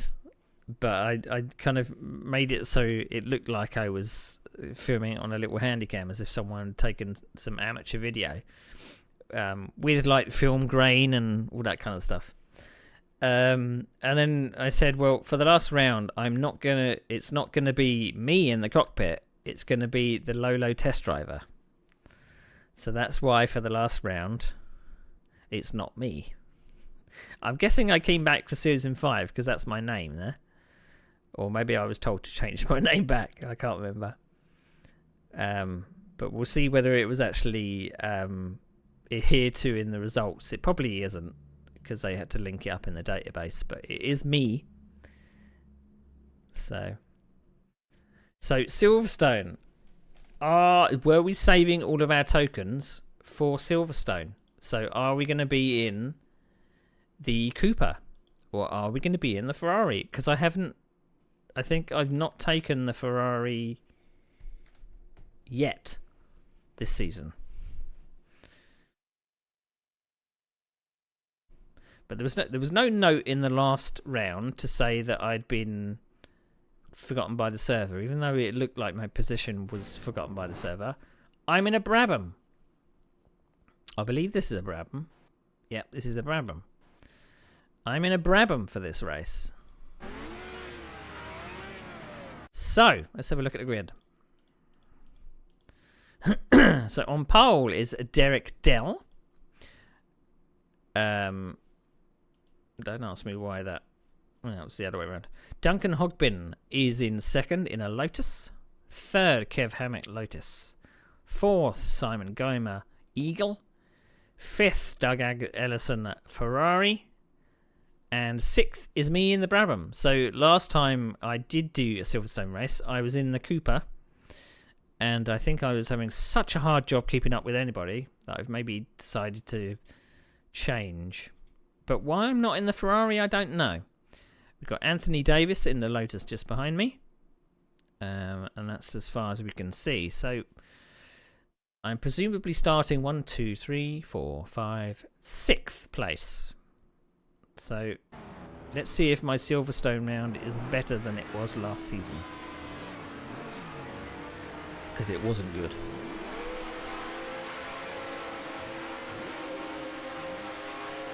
It's nice to have a different engine note for a change. So flag up. Not a bad start. Not a bad start at all. We may pass this Ferrari up to turn 1, but then again we might take it easy. No, a Lotus decided to poke right in there. I think we've lost someone to a disconnection. No! How close! I think we lost someone to a disconnection, or I think he may have lagged. Yeah, so this guy here is popping in and out all over the place. So this guy decides to come in and make it 3 wide, Anthony Davis. Bit cheeky, really, because I was on the inside, but he basically dove towards the apex. So overtook 3 cars in turn 1. But then I think Doug was... I mean, Doug was already late on the brakes here. And then this guy kind of swept across his nose. He didn't really have anywhere to go. But he did keep his foot in. It might have been good to... But, I mean, I would have been in his mirrors. But I was... Whether I was involved in that... Whether I span him round, because he got knocked around by him. He was already spinning. Maybe I gave him another nudge without knowing it. So a bit of a messy start. Oh, someone's collided on the straight. So laggy driver ahead. We want to hopefully get rid of him. So who is? So Duncan is the laggy driver there. So we up to 4th-ish. Could be up to 3rd. Oh no! God, dearie me. Why did he choose going up there?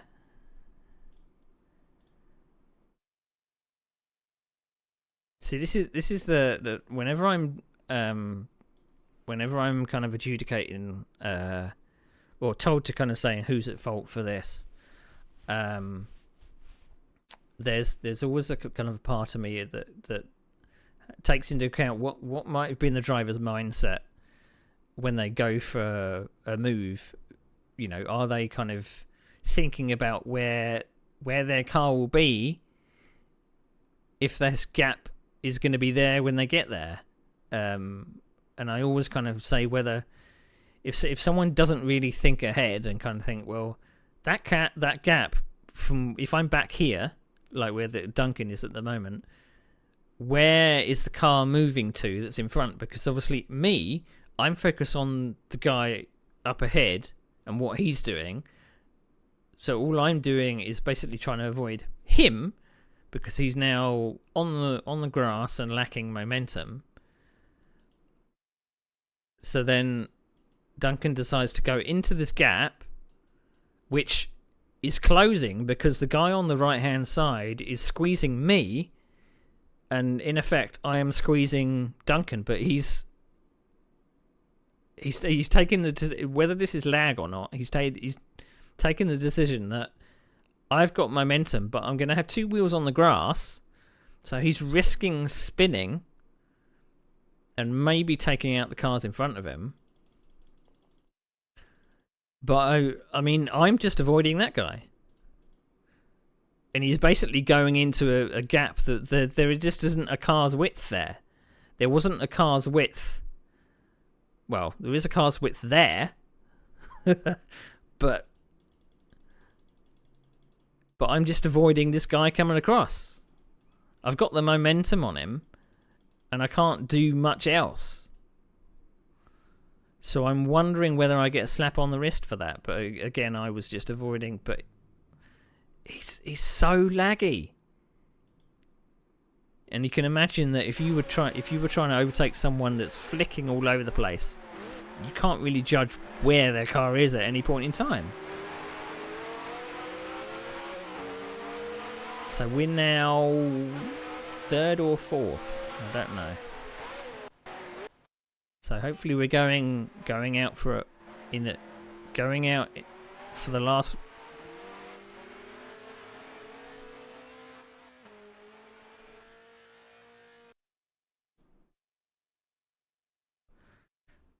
You saw that car, right?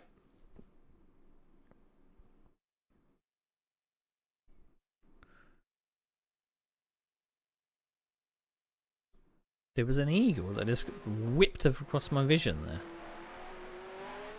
What's he doing over? That's him lagging again, isn't it? Oh, now it's Anthony Davis. Oh, that's lag. Okay. I did wonder what was going on there. He's blinking around all over the place. Got a couple of Lotuses following me. So we're now being chased by the laggy Duncan. I have a feeling something's going to happen because his car is flicking about so much.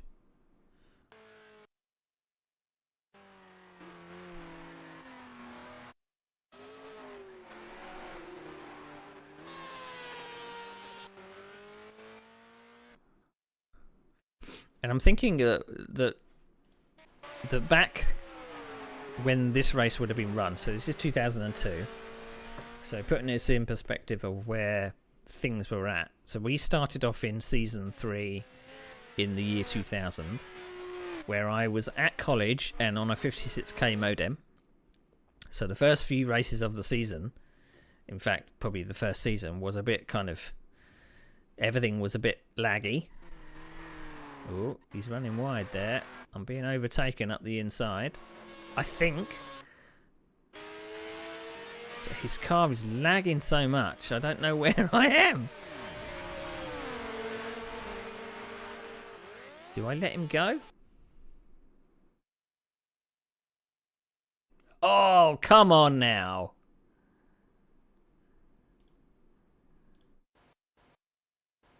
Well, I'm guessing we're not going out with a bang. So, am I side by side? Right, so I can see a laggy car. I wouldn't know if I would have noticed him, because there's a laggy car on the inside. He's now in my blind spot. I can't see him. He's beside me. We didn't have spotters, so I'm not sure whether I would know he was there. I do now.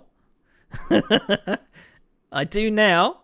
So you see, you see, as soon as I notice, you see the wheel suddenly go la la la la la. Oh shit! I tried to kind of open the steering a bit, but the car was already there. So I think it was probably lack of awareness on my part. But his car was lagging so much. So this race has just turned on its head. So we were third. And we were down to probably about 10th or so. So I'm being chased by an eagle here. Who's that? That's Andy Neville.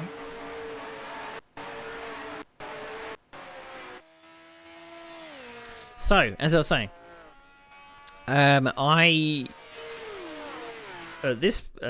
in 2000, so I was on a 56k modem. So all the races looked quite laggy. I have a feeling that some people may have not upgraded to broadband in subsequent seasons. I, at this point in 2002, I think this race is held. I live in my own flat, and I have broadband. But it's very clear that some people either have bad connections, or... Ooh, I think I was a bit naughty there, wasn't I? I was a little naughty there.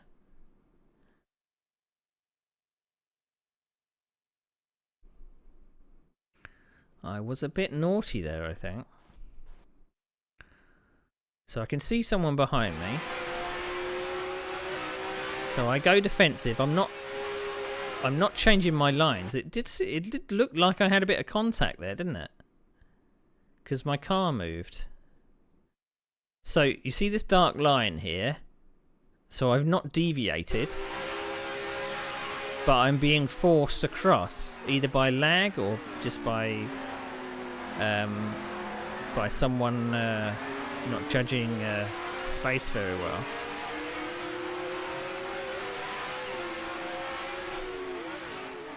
So again, now I'm back in the pack, and I definitely have more pace than these guys. Fastest lap is a 1:29.7. Of course, I haven't done a fast lap yet because I've been all over the place.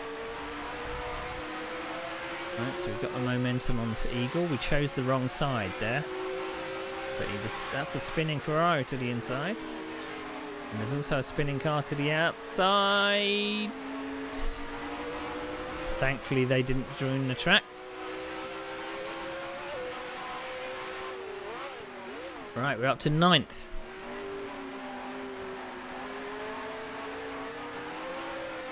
But we had a podium if it wasn't for laggy cars.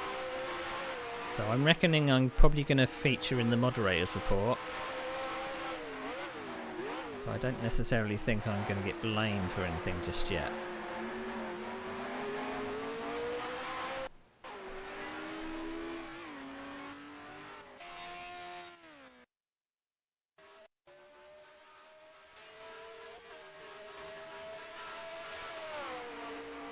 So I don't see where the next car is. It looks like... See, look at the lag of the car behind there. It was on one side of the track and then it was on the other. Sort your connections out. And because of course this is a client replay, so I'm seeing exactly what I would have seen back then. So how disconcerting would it have been trying to race these guys?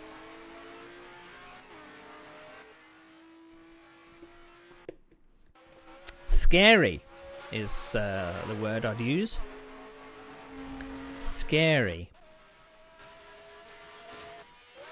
So I did a 1:33 in my first flying lap.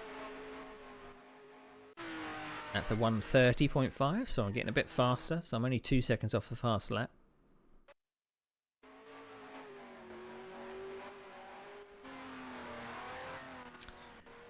As I said before, that obviously the only contact you probably had with these people that you race with would be the pre-race and post-race.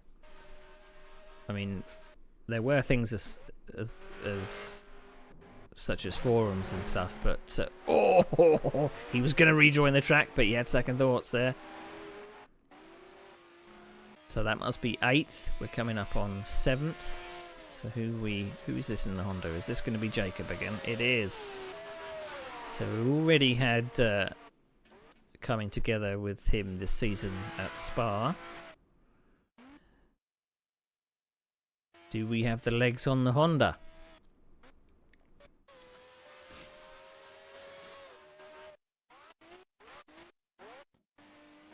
Again, I really don't know why I'm not in the Ferrari.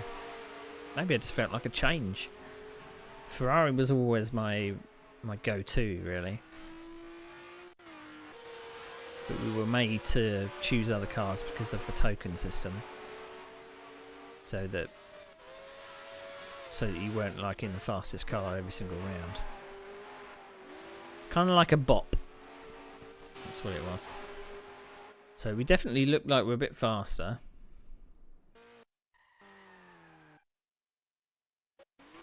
Okay, tyres and turn around there. Looks like I think I was normally able to put this guy off. He always seemed a bit ragged. At least it has been in season 4.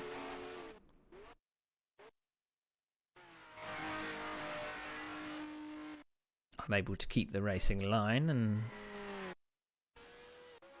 I don't know whether the Brabham really had the legs of the Honda.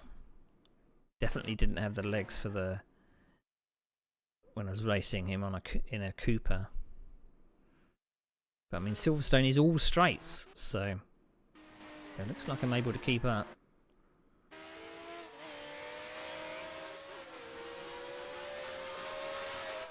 But can we pass?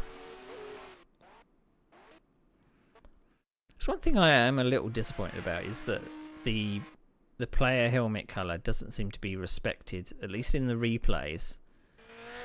Because in every car I've taken, it's always been a different colour from the helmet colour that I knew I took. So I was always in a British Racing green helmet colour. But it's always been a different colour. So I'm definitely down on a bit of horsepower in this Brabham.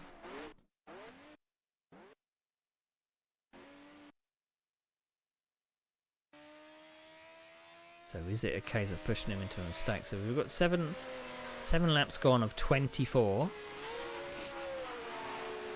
And I think that's 8th place at the moment.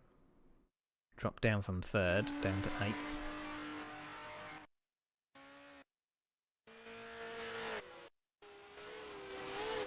So you see I'm kind of turning in a bit sooner than the Honda.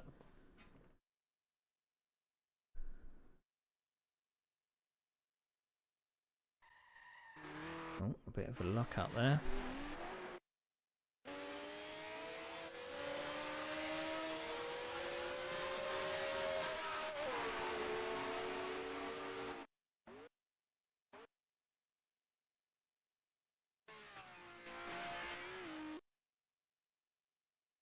I've always wondered whether a game to do with this kind of era of cars, where you're not just simulating the driving, but you're simulating the engineering part. I wonder whether that would be something interesting to do. So like, I mean, you have like the mechanic sim games and stuff that will simulate you being able to strip an engine down and replacing the parts and stuff, but I wonder whether in terms of sim racing it would just get boring after a while, you do a race and then you'd have to strip your engine down.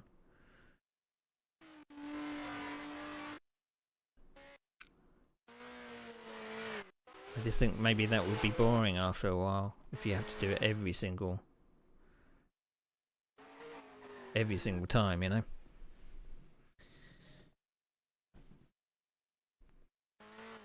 Don't know if that's him going defensive or I just don't. It doesn't. The Brabham just doesn't seem like I've got the straight line speed to be able to stay in his draft for an overtake, or I'm just not getting a great exit to be close enough.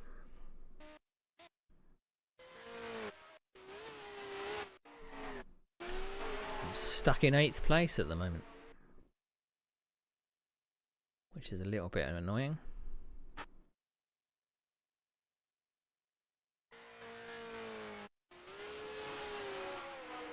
I'll see if I can find my video that I mentioned at the start of this race where I simulated myself having an accident. I'll see if I can find the original video.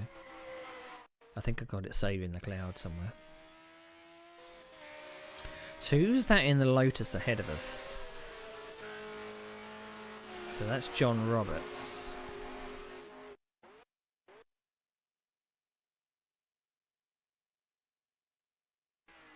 Yeah, looks like I'm getting a little bit ragged now. I'm not really getting in and out of these corners.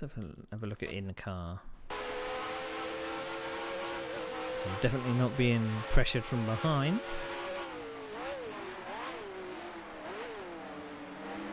I mean, if this was the Cooper, I probably could have braked about 10 metres later than that.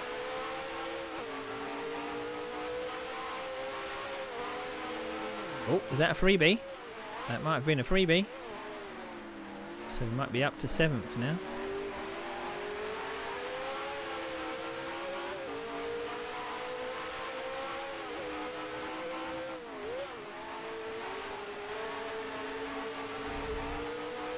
But I somehow got, I think I was 5th in the championship in my first season. And I'm nowhere near 5th in the championship for this season. Because it's just been so up and down.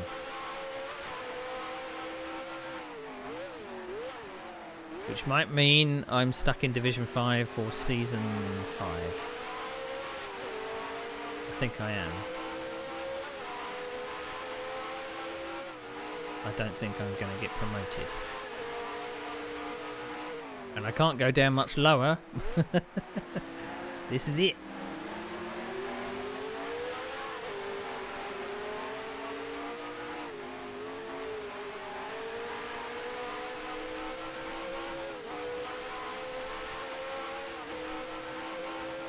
I just think we're too evenly matched, even though we're in 2 different cars. I'm able to catch up some on the brakes, but just not able to stick with them on the straights, even though I'm probably on the wisps of draft.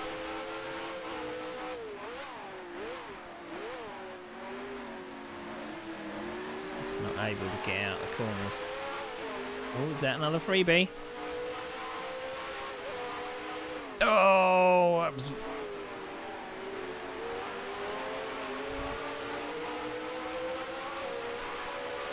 That's Andy Straw.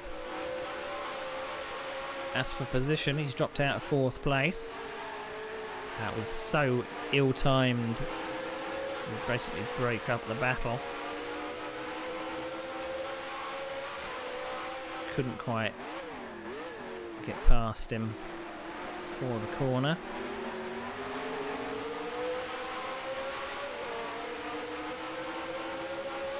So now I'm following a Brabham.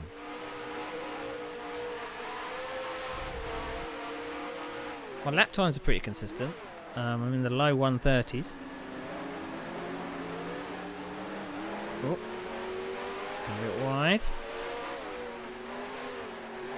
I'm Unfortunately, I'm behind Peter, so someone has been making mistakes that's dropping me back from 5th place.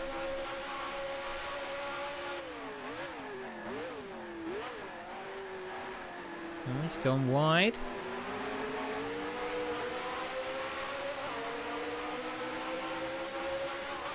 I can see is that a Lotus in the background now? I'm being caught by a Lotus. And for once, I don't think it's very... it's a Lotus that's not lagging.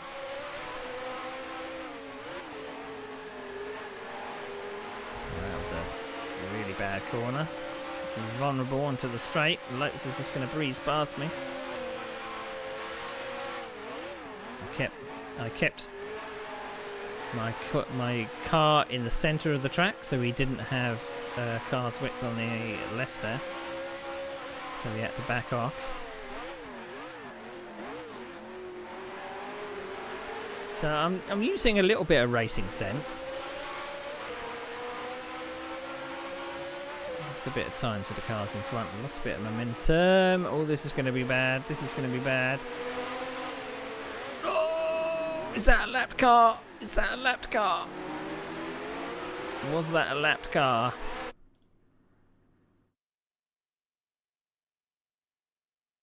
I don't know. That's 4th place, I think. So I think he just lost momentum or missed a gear or something. But that was risky, wasn't it? Because there was room for me in the inside. I didn't think I was going to stop there. But we're now back up to 5th. Maybe 6th. But that was hairy. I fitted into a gap on the inside and didn't outbrake myself, so that was a plus. Lap 12 of 24 half distance.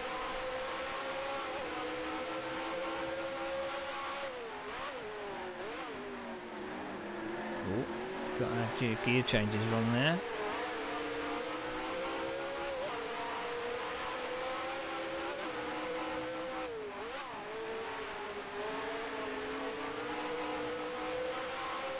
Right, so we're not being shadowed by a Lotus anymore.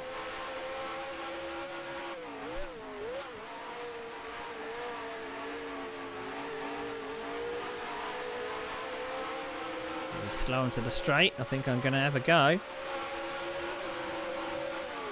Oh.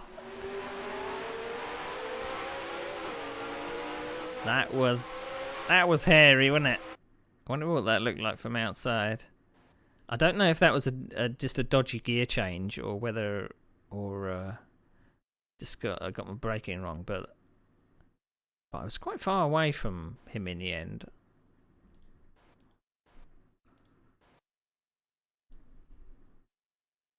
Full opposite lock moment, but kept it on the inside there. I was already clear, so I mean, he's in my blind spot there. I don't know whether I'd been able to see. I was too busy getting all my arms crossed up. So we're now up to 5th. So we're back. We're resuming the battle with Jakob Schmidt in the Honda ahead. So I think we're going to go defensive.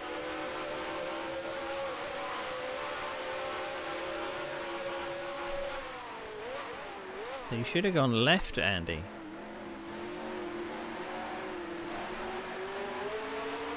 So is this battle with Andy going to slow me down from getting to Jacob O'Hare?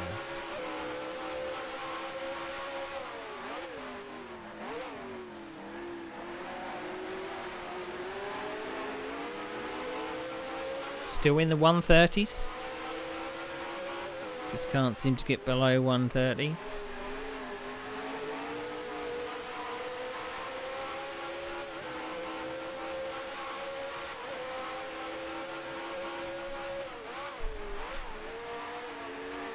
I mean, I really appreciate sim racing games that have tracks from the same location but from different eras, so you can see the evolution. And I keep saying it to whoever listens that sim racing is a good way to archive not only tracks that you capture them at a point of time. Oh, that was close. You capture them at a point of time, so it's kind of etched in digital history, because the track is never going to be that way going forward if it gets changed. So having a digital copy that people can drive on for years and years and years. I mean, the laser scans that are getting made now are going to live on. We don't know how long that you'd be able to play R Factor 2 on modern hardware, or other games that have different tracks from different eras. Whether it would be like hard in future to get games to run like it is to get this game to run. Maybe it would be easier. Don't know. The same for cars as well. The cars that are in garages and are kind of only brought out for heritage meetings and stuff, they're not going to run forever. And the amount of cost that it takes for them to keep running, why not have a digital copy of them, so that in 10 years, 20 years, you can still drive them in digital form, capturing history,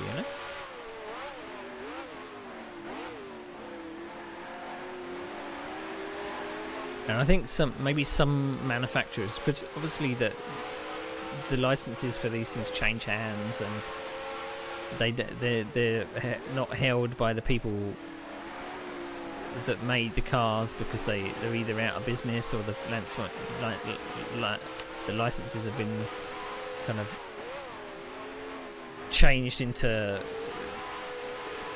whoever owns them now, because obviously, I mean, Honda still exists, Brabham still exists in some form or another, but Cooper and stuff like that is held by somebody else, probably Audi, something like that. But I think it's a perfect opportunity to have these things etched in digital history, or digitally archived.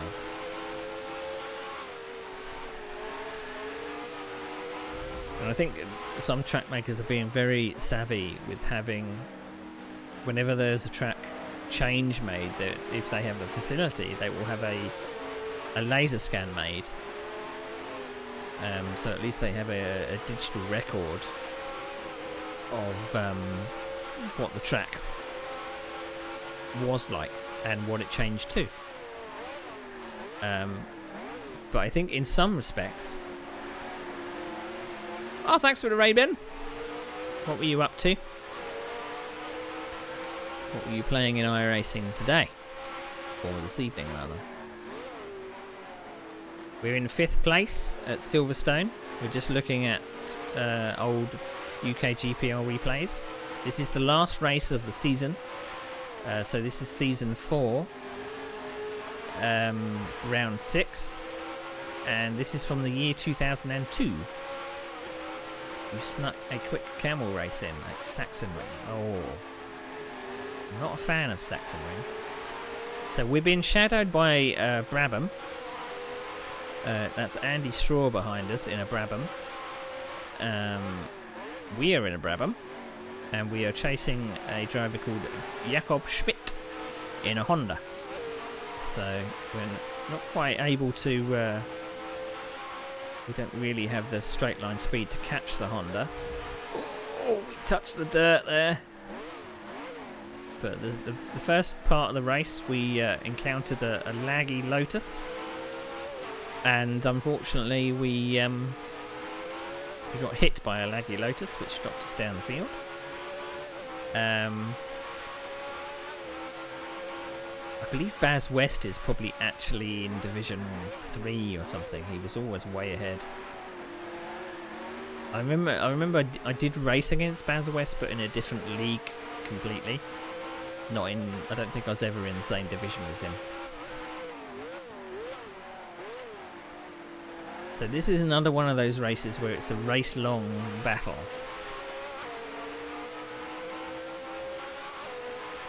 Always following somebody. It's just a question of who makes this first mistake. And it looks like it's me at the moment, because I can't quite keep up. I've done a 129.8, so I'm finally sub 130, but I'm not able to do many of those laps, it seems. But it was a bit messy at the start of the race. I don't think I'm going to get hauled to the steward's office, because I don't think any of the mistakes are my mistakes this time. We did get docked 10 championship points at the start of the season for incidents, because I accidentally rear-ended someone twice. So whatever total we have for the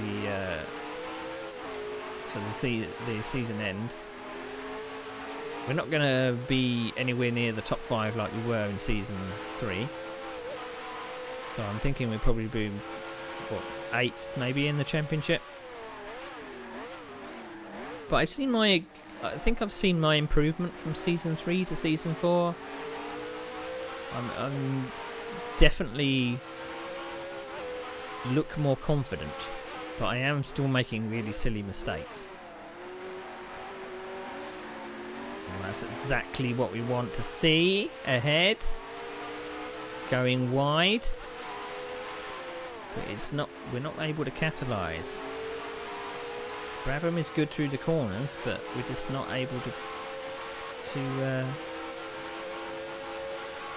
stay on the straight. So the only option is to put him off. We get good through the corners. Are we going to go for a move? Whoa! Whoa! I think I was on the limit of my braking then. That was a bit much. I mean, I went for a move. How much of a gap do we have between the cars here? I am so close to the wall. I don't think I collided with it. But I am on opposite lock, and I got a bit of a tank slapper. And then I was trying to avoid the Honda in front. God, dearie me. I mean, I think that's my first opportunity I've had all race to even have a go. But I think I maybe bottled it a bit. Because he'd made the mistake. Well, he'd made the mistake onto the main straight. I think if I'd got my braking right, I maybe could have held it. But that's the problem with some of these corners at the old Silverstone. You can go side by side through them and keep the momentum. It's just that damn wall. You know, if that wall wasn't there and that was a curb, perhaps maybe it would be a bit easier. So lap 19 of 24. Fighting over 4th place here. So we need him to make a mistake. And it looks like we've left the Brabham behind. There is no one in my mirror. So we've got to regroup. We've got to do that all again. It took me a couple of laps to chase him down last time.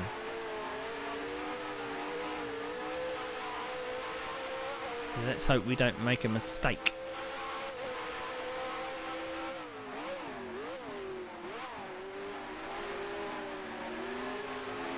but we've seen he's been making a few mistakes, but just not able to get close enough to capitalise.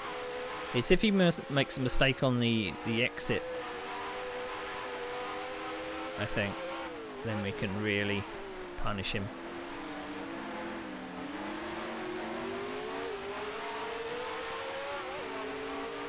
I'm thinking as well, the Honda that you see there, I think is the Honda 273. The RA273, I think. There may have been a way, when I did the first install of the game, I think it asked me what Honda I wanted, because you can only have one at a time, I think. Because the other Honda would have been the RA300, I think, which looks a bit different. Still looks like a bathtub. So I'm able to get close, but we've only got 4 laps to do something. Well, 3.5.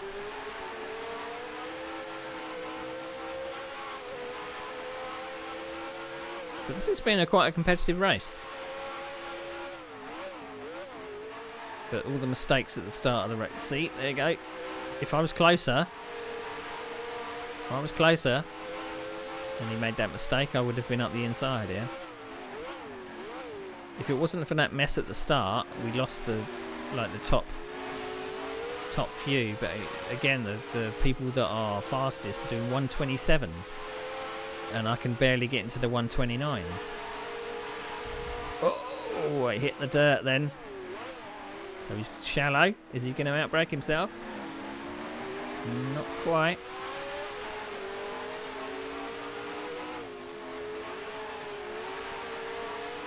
So it seemed like he braked all wrong there.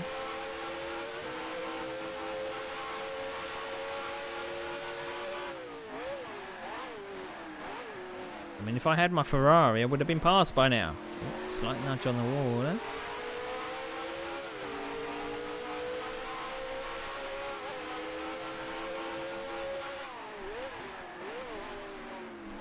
Oh, we're running out of laps.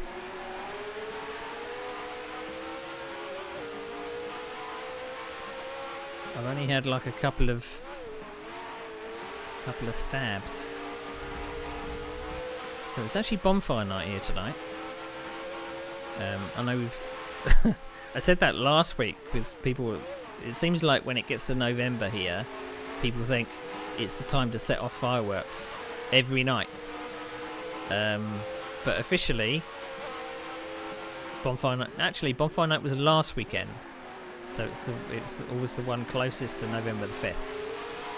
This weekend is Remembrance Sunday. That's why I've got my poppy on my overlays there. Did a little intro video as well for Remembrance Day. He's gone shallow. That's exactly what I wanted. But can't capitalise.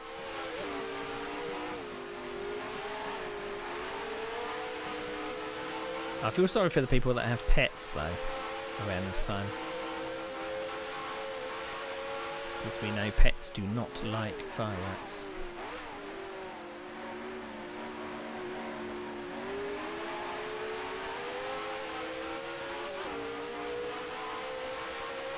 The problem is about living here as well. Whenever I look out the window, I can't see wherever the fireworks are coming from.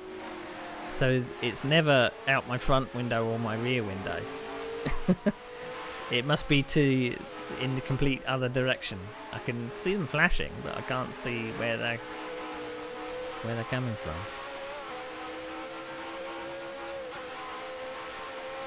That 22 of 24, coming up to the last lap, so I think we're too far back. Oh, is that a freebie? Is that a freebie? That might be a freebie. That is the leader, I believe. That was third place that just bottled it on the penultimate lap. It's gone shallow again.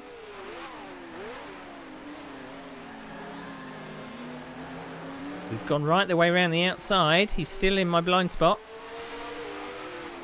Yeah! So we were shallow to that corner, so we had to... we just got breeze past on the straight. But I'm going to outbrake him. Or am I? No, didn't get it stopped.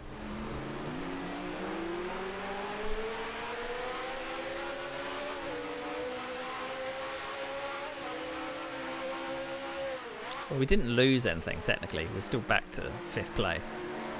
But we gained 2 places. And now I've made another.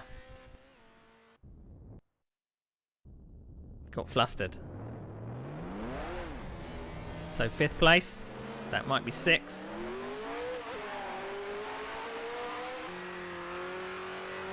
Yep. I think we're down to 6th now. It seems to be a trait I had back then. Just pushing too hard.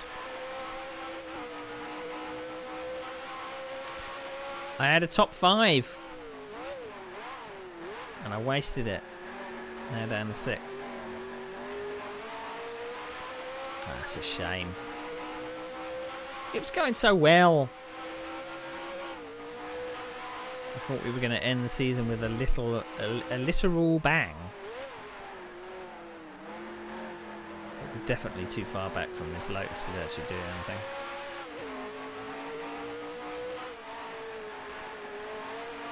It looks like I'm driving angry. I'll be kicking myself.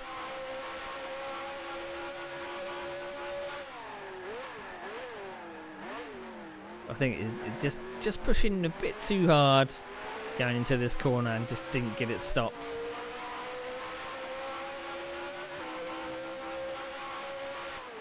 Because I think I didn't feel like I maybe had the overlap too much. And I just felt like I was on the inside and I was like, well, I need to brake later than they do. So I probably waited for them to brake. And then just... Obviously, I would have needed to brake a little earlier than them. Hindsight, you know, it's always 20/20, isn't it?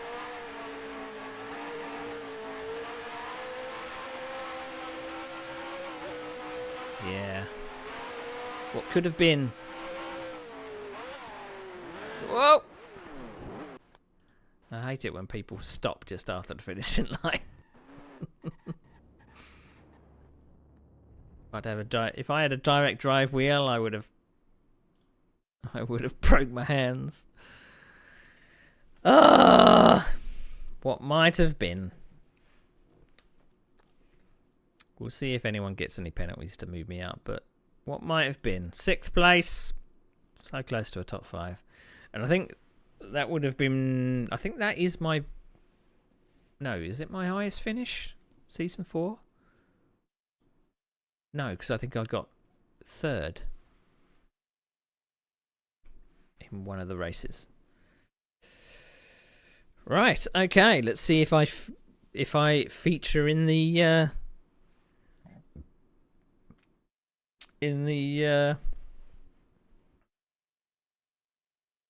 warnings and stuff.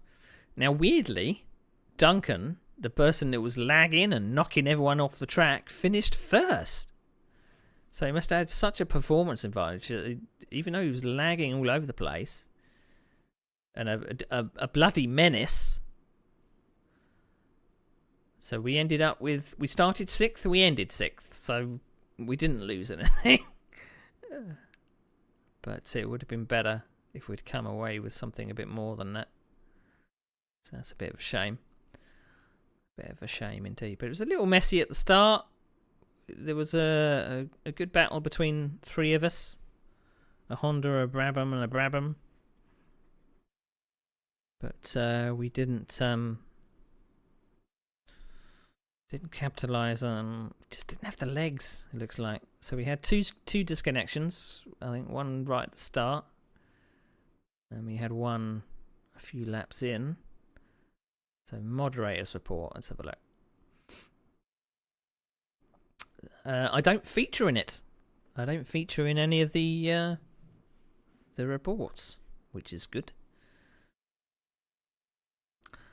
Very late overtaking from D. Ellison, but caused Kev and Christian to crash. Maybe the penalty at Rouen wasn't sufficient to point out that last-ditch overtaking manoeuvre are not acceptable in an online environment. Dangerous pass. So, it doesn't say he's getting any penalty points.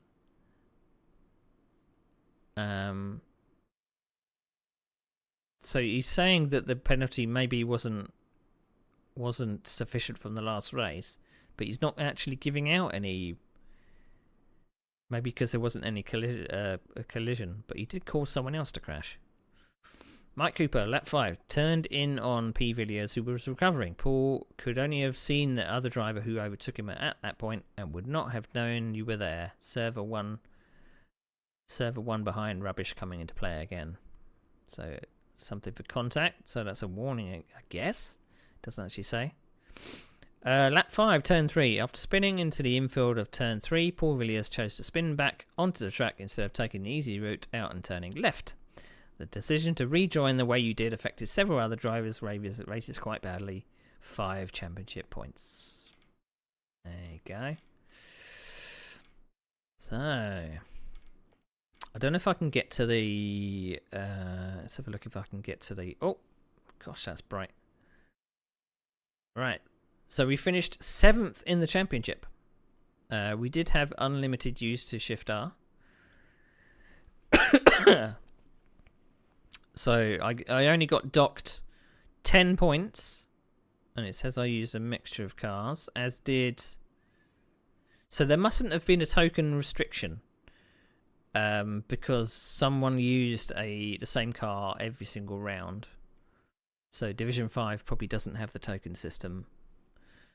I got docked 12 because we have dropped scores. So my worst score was a 12. So, but we did get, I think that's 2 third places. So we got a 3rd place at Zandvoort and we got a 3rd place at Spa. But not a very good season, really. Bit up and down. No wins. There's a couple of people that got 2 wins. So Doug Ellison got 2 wins. And Duncan Hogwin got 2 wins. So we were nowhere, you know, if we didn't incur the penalty points, we would have been... We wouldn't even have gained a place. We would have been beaten by 0.9 of a point. What's the 0.9 of a point? Why has someone got 136.9?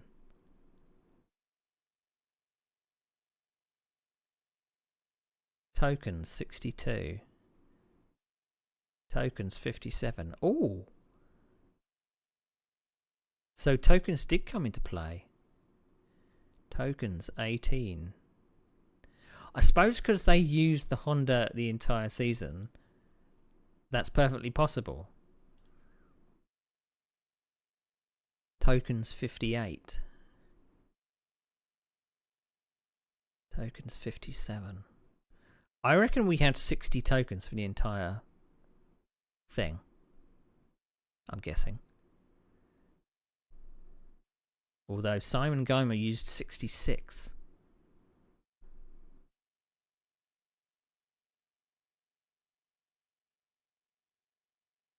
Interesting.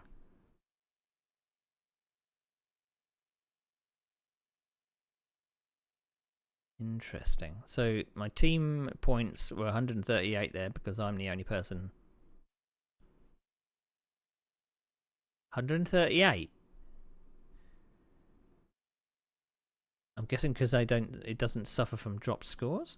Why is I 138 points for a team, but 126? Oh, I don't get it. I think the Honda was probably cheap. It was one above cost in tokens, probably one above the BRM. I think. But a bit of a messy season, really. So that was 2001 to 2002. I believe it's a 6-race season next season. And what I'll probably do, we'll do season 5, Division 5, just to make it easy. I'll do the replays of that coming up. Let's have a look at the diary. So tomorrow we are now. We're going to be doing our commentating on Sunday. So it's the third round of the Super Formula Renault Championship. So it does say quarter to 7 on my calendar. But I am just going to double check.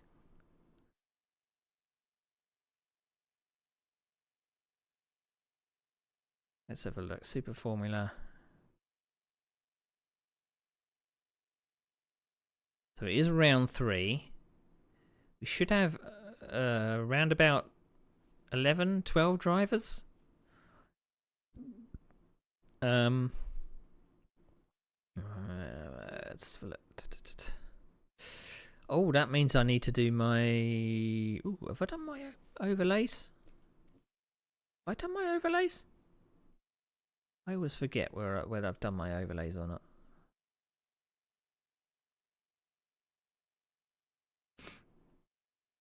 Let's have a look. Where are we? Simracing. Oh yeah, I said I was going to look for the Oh, I have done the picture for it. I said I was going to try and find the video, didn't I? Let's see if I can find it on my I think I've got it on my Google Drive. Let's have a look.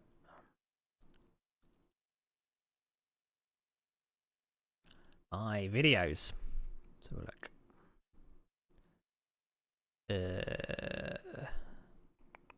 My GPL movies. Maybe.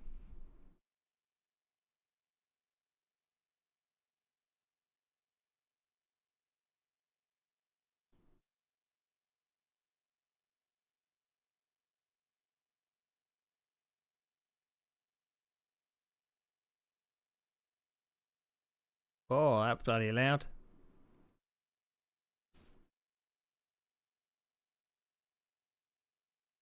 I don't know if you heard that. Did you hear that? That projector sound? So I don't know where that's coming out of. So I don't know if that got broadcast. That was C.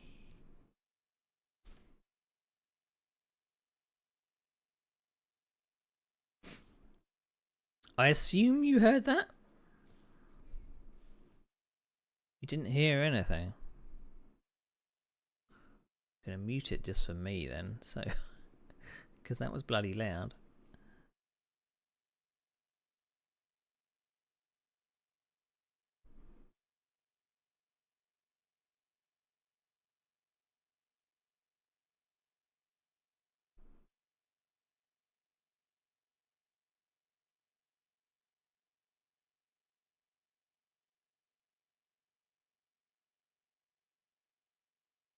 Right, let's where are we?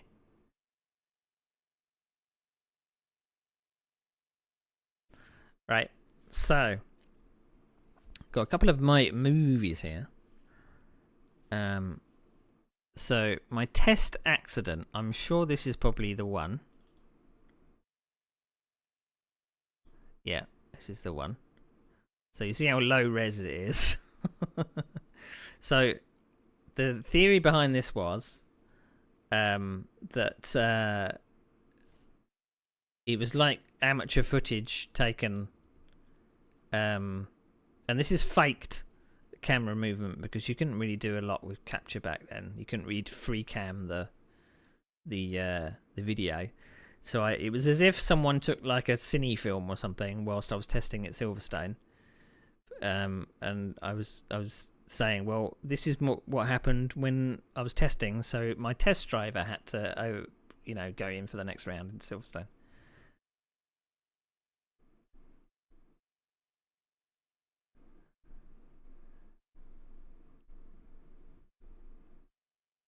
So I basically said, well, that I had an accident. And so that was all the effects on it. Is this the one without the effects? Oh, it's still camera movement. So it's basically taking like a flat footage and just kind of into it. It's not really camera movement at all. And what I also did as well was I just took a clip of. I don't know if this was against AI or not. Why is that taking so long to... Google Drive videos are always a bit funky. And the video is only like 4.5 megabytes. It should be able to stream from Google Drive. It's not rocket science, you know? So don't think I've uploaded these to YouTube. It might just be like the codec I've used, which doesn't agree with streaming. I just played these. What's Google Drive? What's it pissing about with?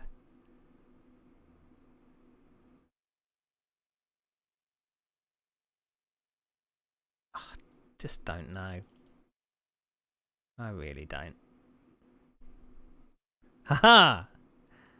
My Brabham braking fails.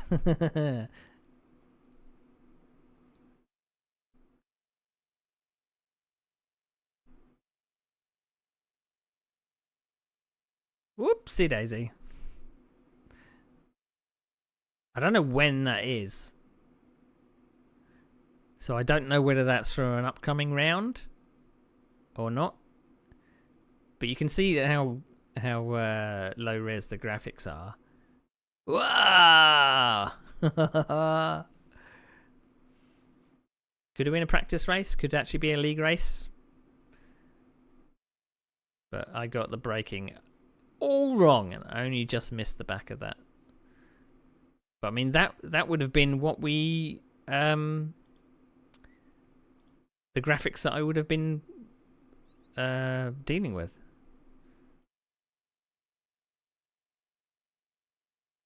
So it's not showing that one. I don't know why it's just not opening some of them.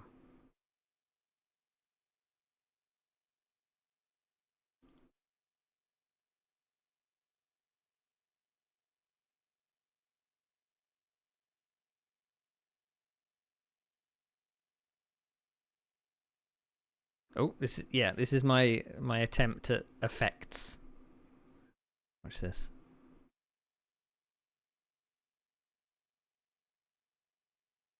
So all of the blurs and stuff were done manually. All of the camera zoom ins and stuff. So I think I recorded this in I think you were able to do the camera zooms and stuff. I think I recorded this in slow motion. And I think I put in all of the camera blurs and stuff myself. But obviously the film burns and stuff are all like stock footage.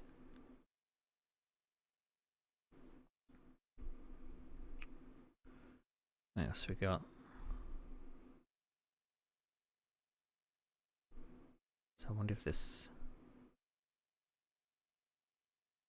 So I think I tried something to do with I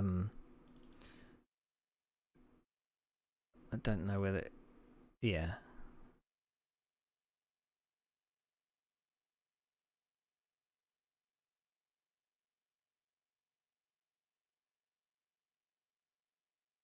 Well, let's look at the raw footage. So this is what I had. I basically put This is from a replay, I think. So there was a utility called GPL to AVI, I think. And I basically recorded this in real time from a replay, and I was faking this, all of the head movement, because you could kind of free cam it, and the tilt as well, as if I was kind of leaning into corner. Unfortunately, I left my head there, but I recorded it once, and I accidentally moved down to the cockpit as well. The footage is boosted in saturation, and it also has a speed blur on it. So I was basically trying to, this is before the days of VR and everything. This is kind of fake VR, if you will. So I was just reacting to what was happening on screen with my mouse, as if I was looking at it from my head and my eyes, So checking the mirrors and stuff,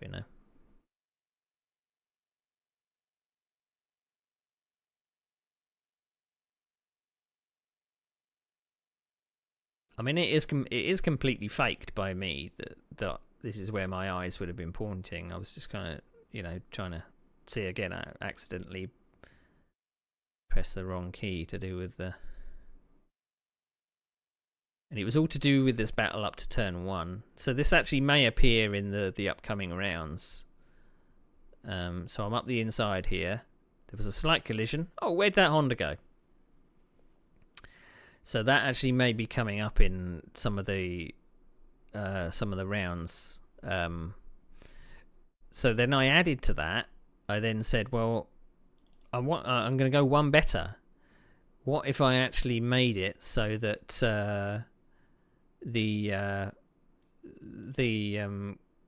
it was as if I was looking through goggles.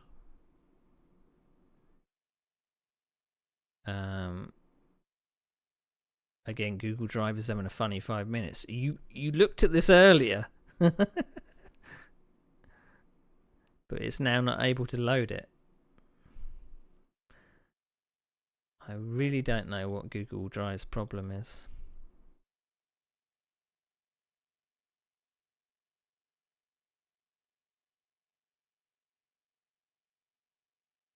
I mean, it seems strange to me. Obviously, the infrastructure they've got behind Google is basically YouTube, but you still can't you can't stream videos from Google Drive reliably. Maybe it's to do with the codecs I used back then.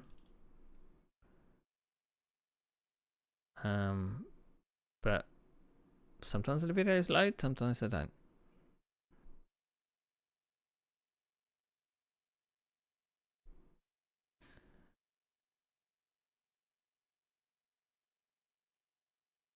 So this is the raw footage. Well, no, this is the footage with the camera movement. Well, no, it is the raw footage. So this is what was done in real time, without all of the video effects and stuff on it.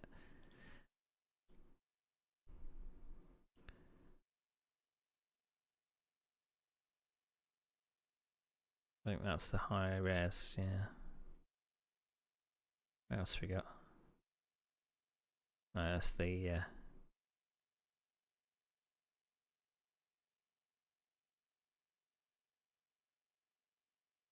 so that's the GPL movies.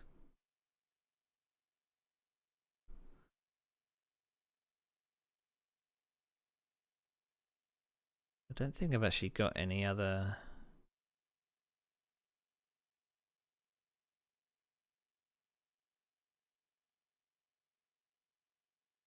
No, the rest are gaming ones.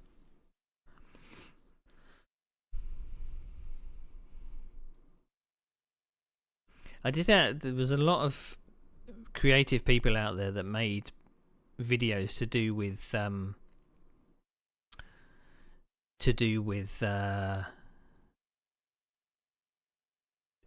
Grand Prix Legends. I was never that creative with it. I always kind of had like little shorts, but I never had like full length things.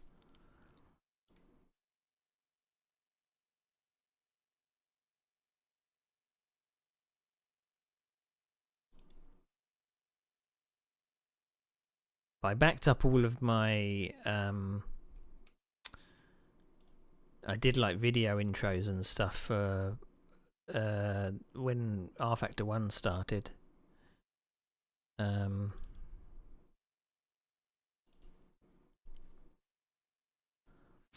I've still got the broadcast videos. That's mad.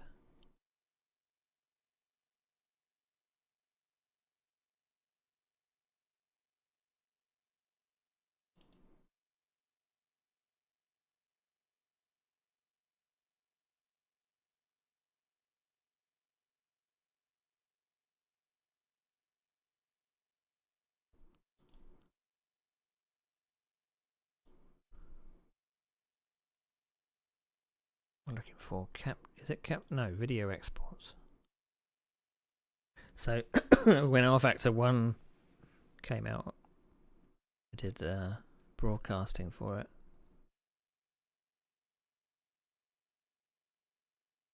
So that's season 7. Because we, before the days of OBS and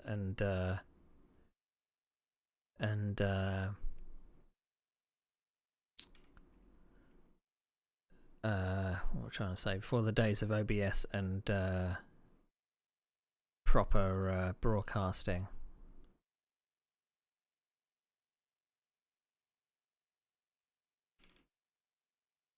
I had hoped I'd actually have the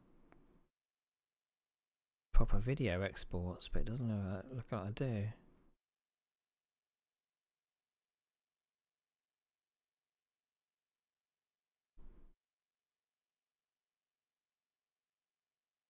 I wonder where the intros are.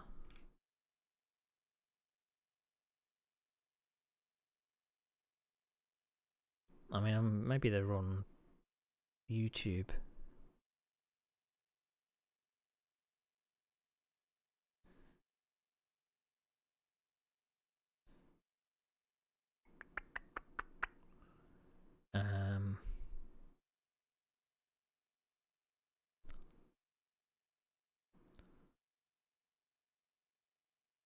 I mean, this is going back a bit.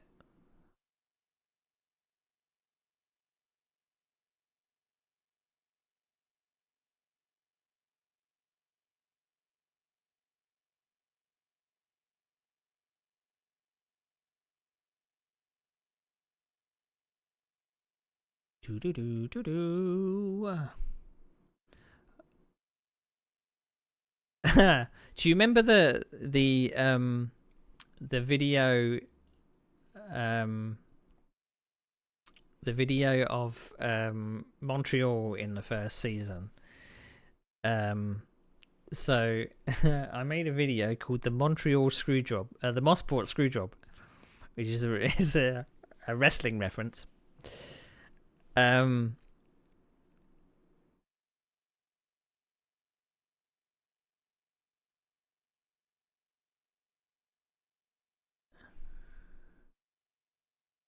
So this is I think the a couple of laps leading up to the accident. So we're looking from Phil Barbier's point of view, and it's me ahead of him. So you see the graphics I would have been running back then weren't the graphics that I'm using today for Grand Prix Legends. So this was our, I think, what would have been our first league race at Mosport.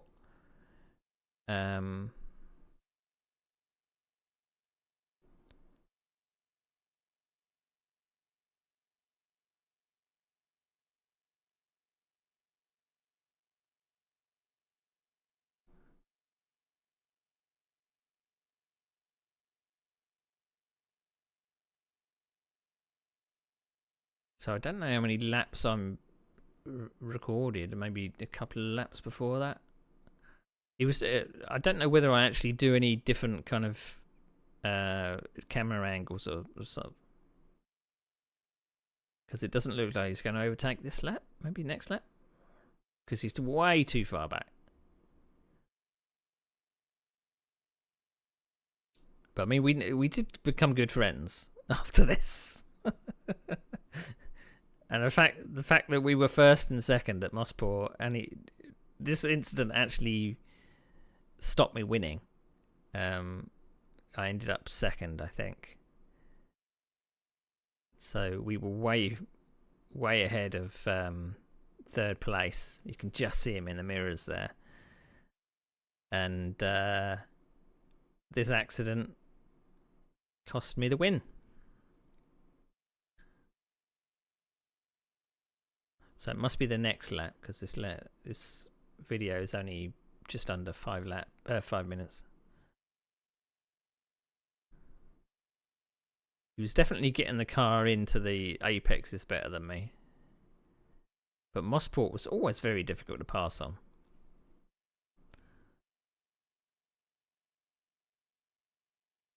If someone was faster, though, they could, if they were brave, go around the outside of turn 1. Or go up the inside turn 2. But you was kind of light over the crest. And then you bury the car into what would be turn 2 or 3. Here we go. He just got completely wrong. If he had stayed left, he maybe would have braked and gone around the outside of me, because I'd gone shallow because I got a really bad exit. But you can see that he felt so guilty that he let me by.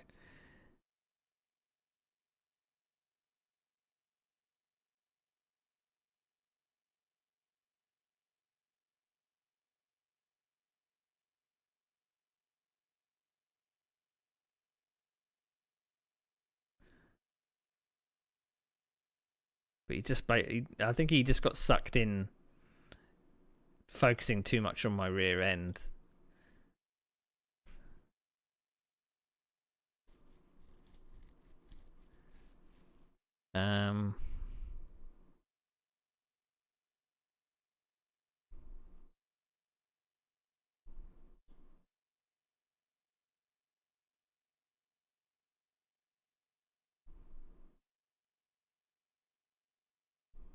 I got a video from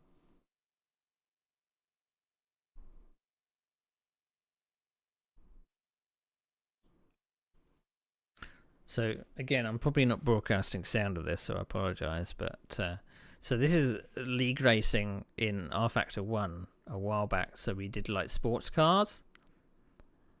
So this is like Dodge Vipers. We've got Aston Martins. We've got Pontiacs. Mustangs.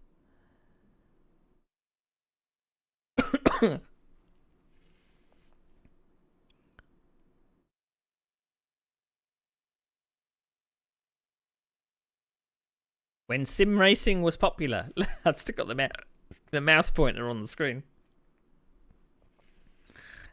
when I recorded it. Don't know if you can recognise the track.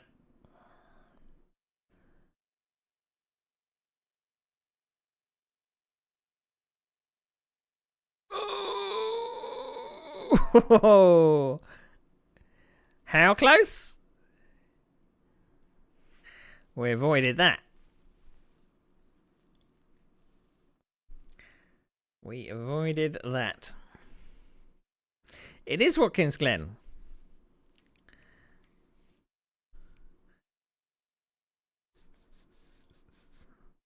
I was hoping to find my playlist of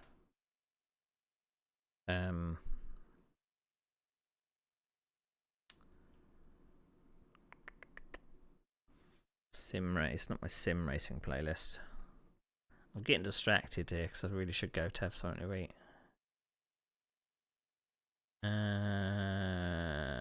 Gaming vids for streaming.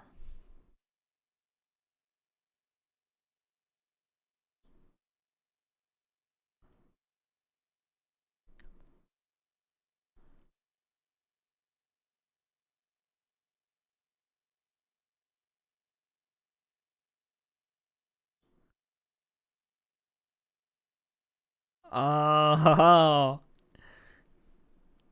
I wish I was actually capturing this.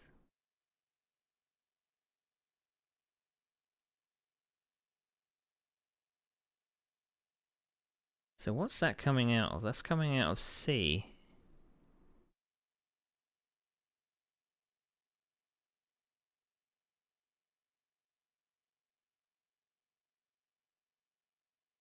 Oh, because that's capture of...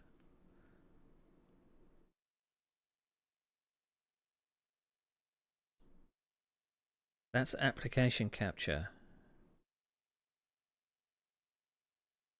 So if I do application capture... let's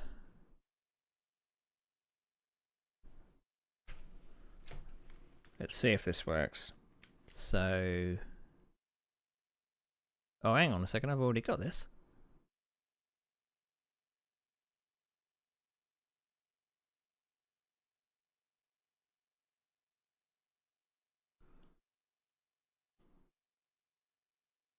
Right, let's see.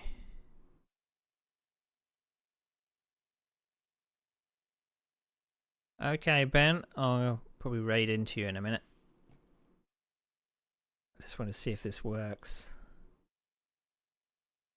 What I'm obviously trying to avoid is copyright strikes. Because I don't know whether my browser... Oh, it is broadcast, isn't it? So, let's see if this works.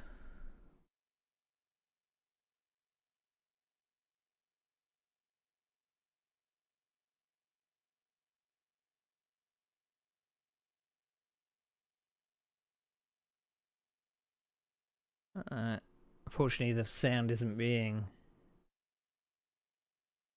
broadcast. So very low res videos back then, but there was a really good creative community with Grand Prix Legends videos, and I uploaded these ones.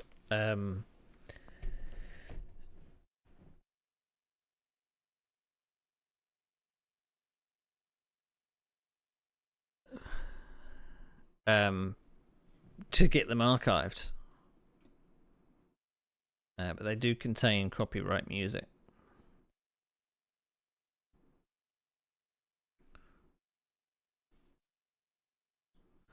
I'm not entirely sure why it's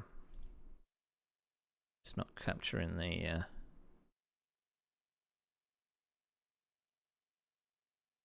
So just as an example, I'll show you it won't have like the it won't have the music on it, but you'll get the idea of the broadcast videos I did back then.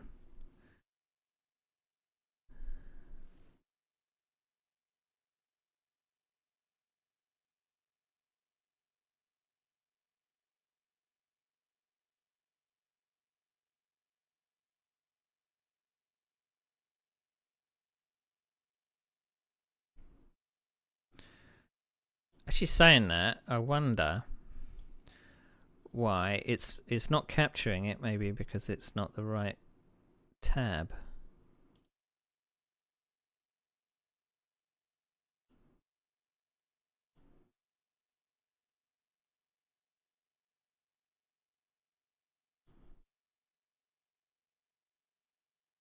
No, it doesn't make a difference.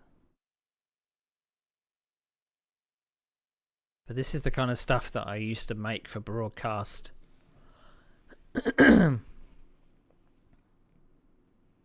mean, it would be nice if I could actually re-render this stuff, because it's made in, I think, 640 by 480 or something stupid. It's very, very low res. But I basically did... This introduction was done before what we had in an R-Factor 1 league called GRC, called Gentleman Racing Club. And this was captured with AI footage, as in AI's racing footage. But I did like a moody intro, and I did like a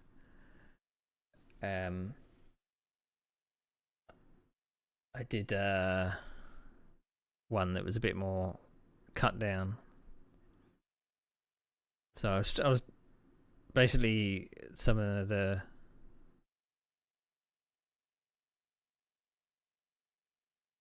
I think I actually maybe did some AI footage, and I did free cam footage of a test race.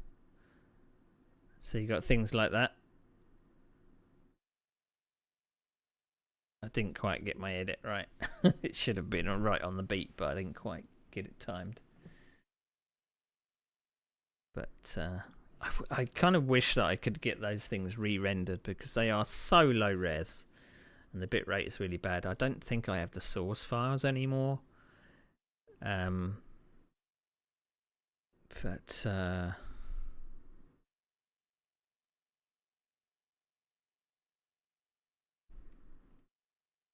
yeah. Right. Anyway, got really distracted there. Really distracted. Right. So I'm going to resume tomorrow. I did check out the I opened up the website for the league racing, but I didn't actually check the times because I got distracted. Right, we're going to get rid of that audio output just in case it makes things go shitty. Right, so tomorrow, Autopolis.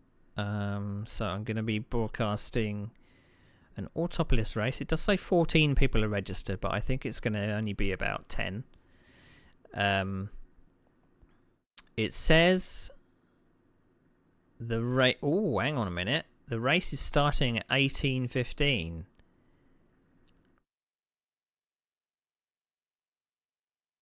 So we're going to be online from 5:30.